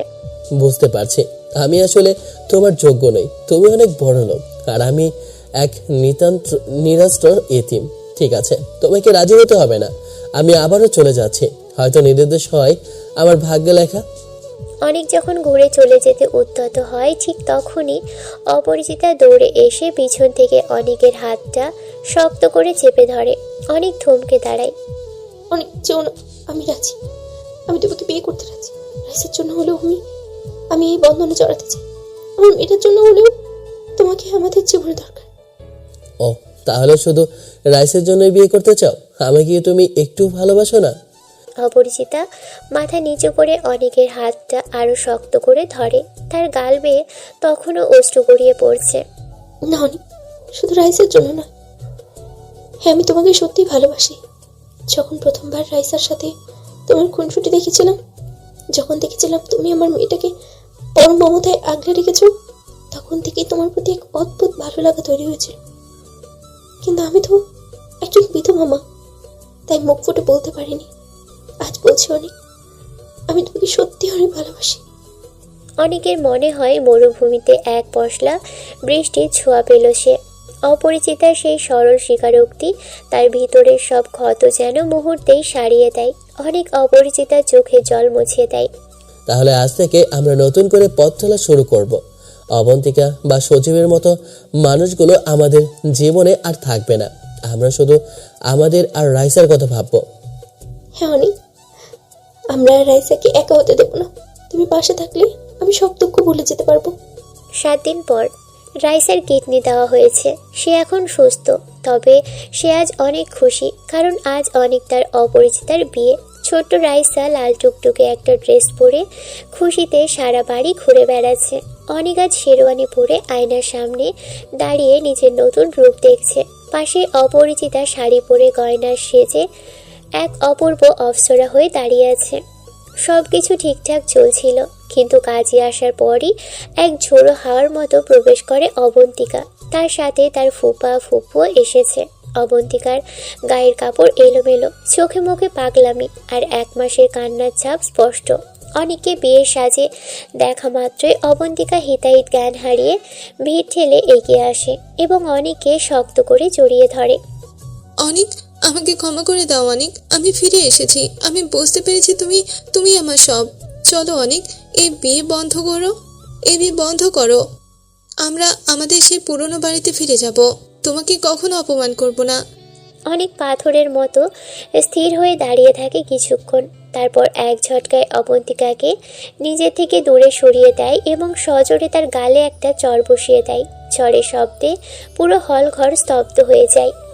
সাবধান অবন্তিকা, আমার পায়ে হাত দেওয়ার সাহস করবেন না। আপনি কোন অধিকারে এখানে এসেছেন? অবন্তিকা গাল চেপে ধরে মেঝেতে বসে পড়ে অঝরে কাঁদতে থাকে। অনেক, আমি ভুল বুঝতে পেরেছি। সজীব আমাকে ধোকা দিয়েছে। ও একটা প্রতারক। ও আমার বাবার টাকা চেয়েছিল শুধু। ও আগে থেকেই বিবাহিত ছিল অনেক। আমি খুব একা হয়ে গেছি অনেক। আমাকে প্লিজ অনেক ফিরিয়ে নাও, প্লিজ। অনেক এক বিদ্রুপের হাসি হাসে। তার চোখে তখন কোনো মায়া নেই, আছে কেবল কঠিন বাস্তব। আরে বাহ, সজীব ধোকা দিয়েছে বলে আজ আপনি আপনার এই এতিম বোনের কাছে অপশন খুঁজতে এসেছেন? যখন সজীব ছিল তখন আমি ছিলাম আপনার পায়ের জুতার সমান, আপনার ঘৃণার পাত্র। আর আজ যখন সজীব লাথি মেরে বের করে দিয়েছে তখন আমি আবার আপনার কাছে রাজকুমার হয়ে গেলাম। এত সস্তা হবেন আমাকে আপনি, হ্যাঁ? বাবা অনেক, মেয়েটা ভুল করেছে, ওকে একটা সুযোগ দাও। ফোপা, আপনারা ওকে শাসন করেননি বলে আজ ও এই পর্যায়ে নেমেছে। তো আমাকে মানুষ হিসেবে কোনোদিন সম্মানই দেয়নি। ওর চোখে আমি ছিলাম কেবল একটা এতিম আশ্রিত ছেলে। অনেক পকেট থেকে আগে থেকেই তৈরি করে রাখা ডিভোর্স পেপার বের করে অবন্তিকার মুখের সামনে ছুঁড়ে মারে। এই নিন আপনার কাঙ্ক্ষিত মুক্তি। আপনি তো এটাই চেয়েছিলেন, তাই না? আর সবার সামনে আমি আপনাকে ডিভোর্স দিচ্ছি। আপনার সাথে আমার শৈশব, কৈশোর আর নামমাত্র দাম্পত্য জীবনের এখানেই সমাপ্তি। আমি আপনাকে ছেড়ে দিলাম, ঠিক আছে? ভালো থাকুন, সুস্থ থাকুন। অবন্তিকা ডিভোর্স পেপারগুলো হাতে নিয়ে পাগলের মতো চিৎকার করে কাঁদতে থাকে। অনেকের এই রূপ সে আগে কখনো দেখেনি। অনেক সবার সামনে অবন্তিকাকে দেখিয়ে বলতে থাকে, শুনুন সবাই, এই নারী আমাকে এতিম বলে ঘর থেকে বের করে দিয়েছিল। আমার ভালোবাসা তাকে স্পর্শ করতে পারেনি, কারণ তার চোখে ছিল সজীবের মোহ। আর সে নিজেই নিঃস্ব হয়ে আমার কাছে এসেছে। কিন্তু অনেক অনেক আর কারো করুণার পাত্র নয় এখন। অপমানে আর লজ্জায় অবন্তিকার এক মুহূর্ত সেখানে দাঁড়াতে পারে না। সে ডুকরে কাঁদতে কাঁদতে হলঘর থেকে দৌড়ে বেরিয়ে যায়। ফুপা ফুপুও মাথা নিচু করে তার পিছন পিছন চলে যান।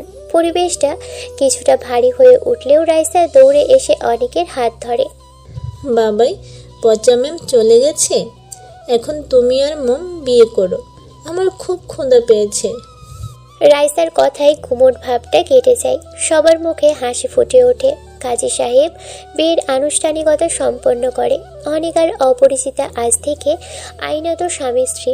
বাসর ঘরে ফুলের বিছানায় অপরিচিতা বসে আছে। অনেক রুমে ঢুকতেই দেখে রাইসা মাঝখানে বসে আছে।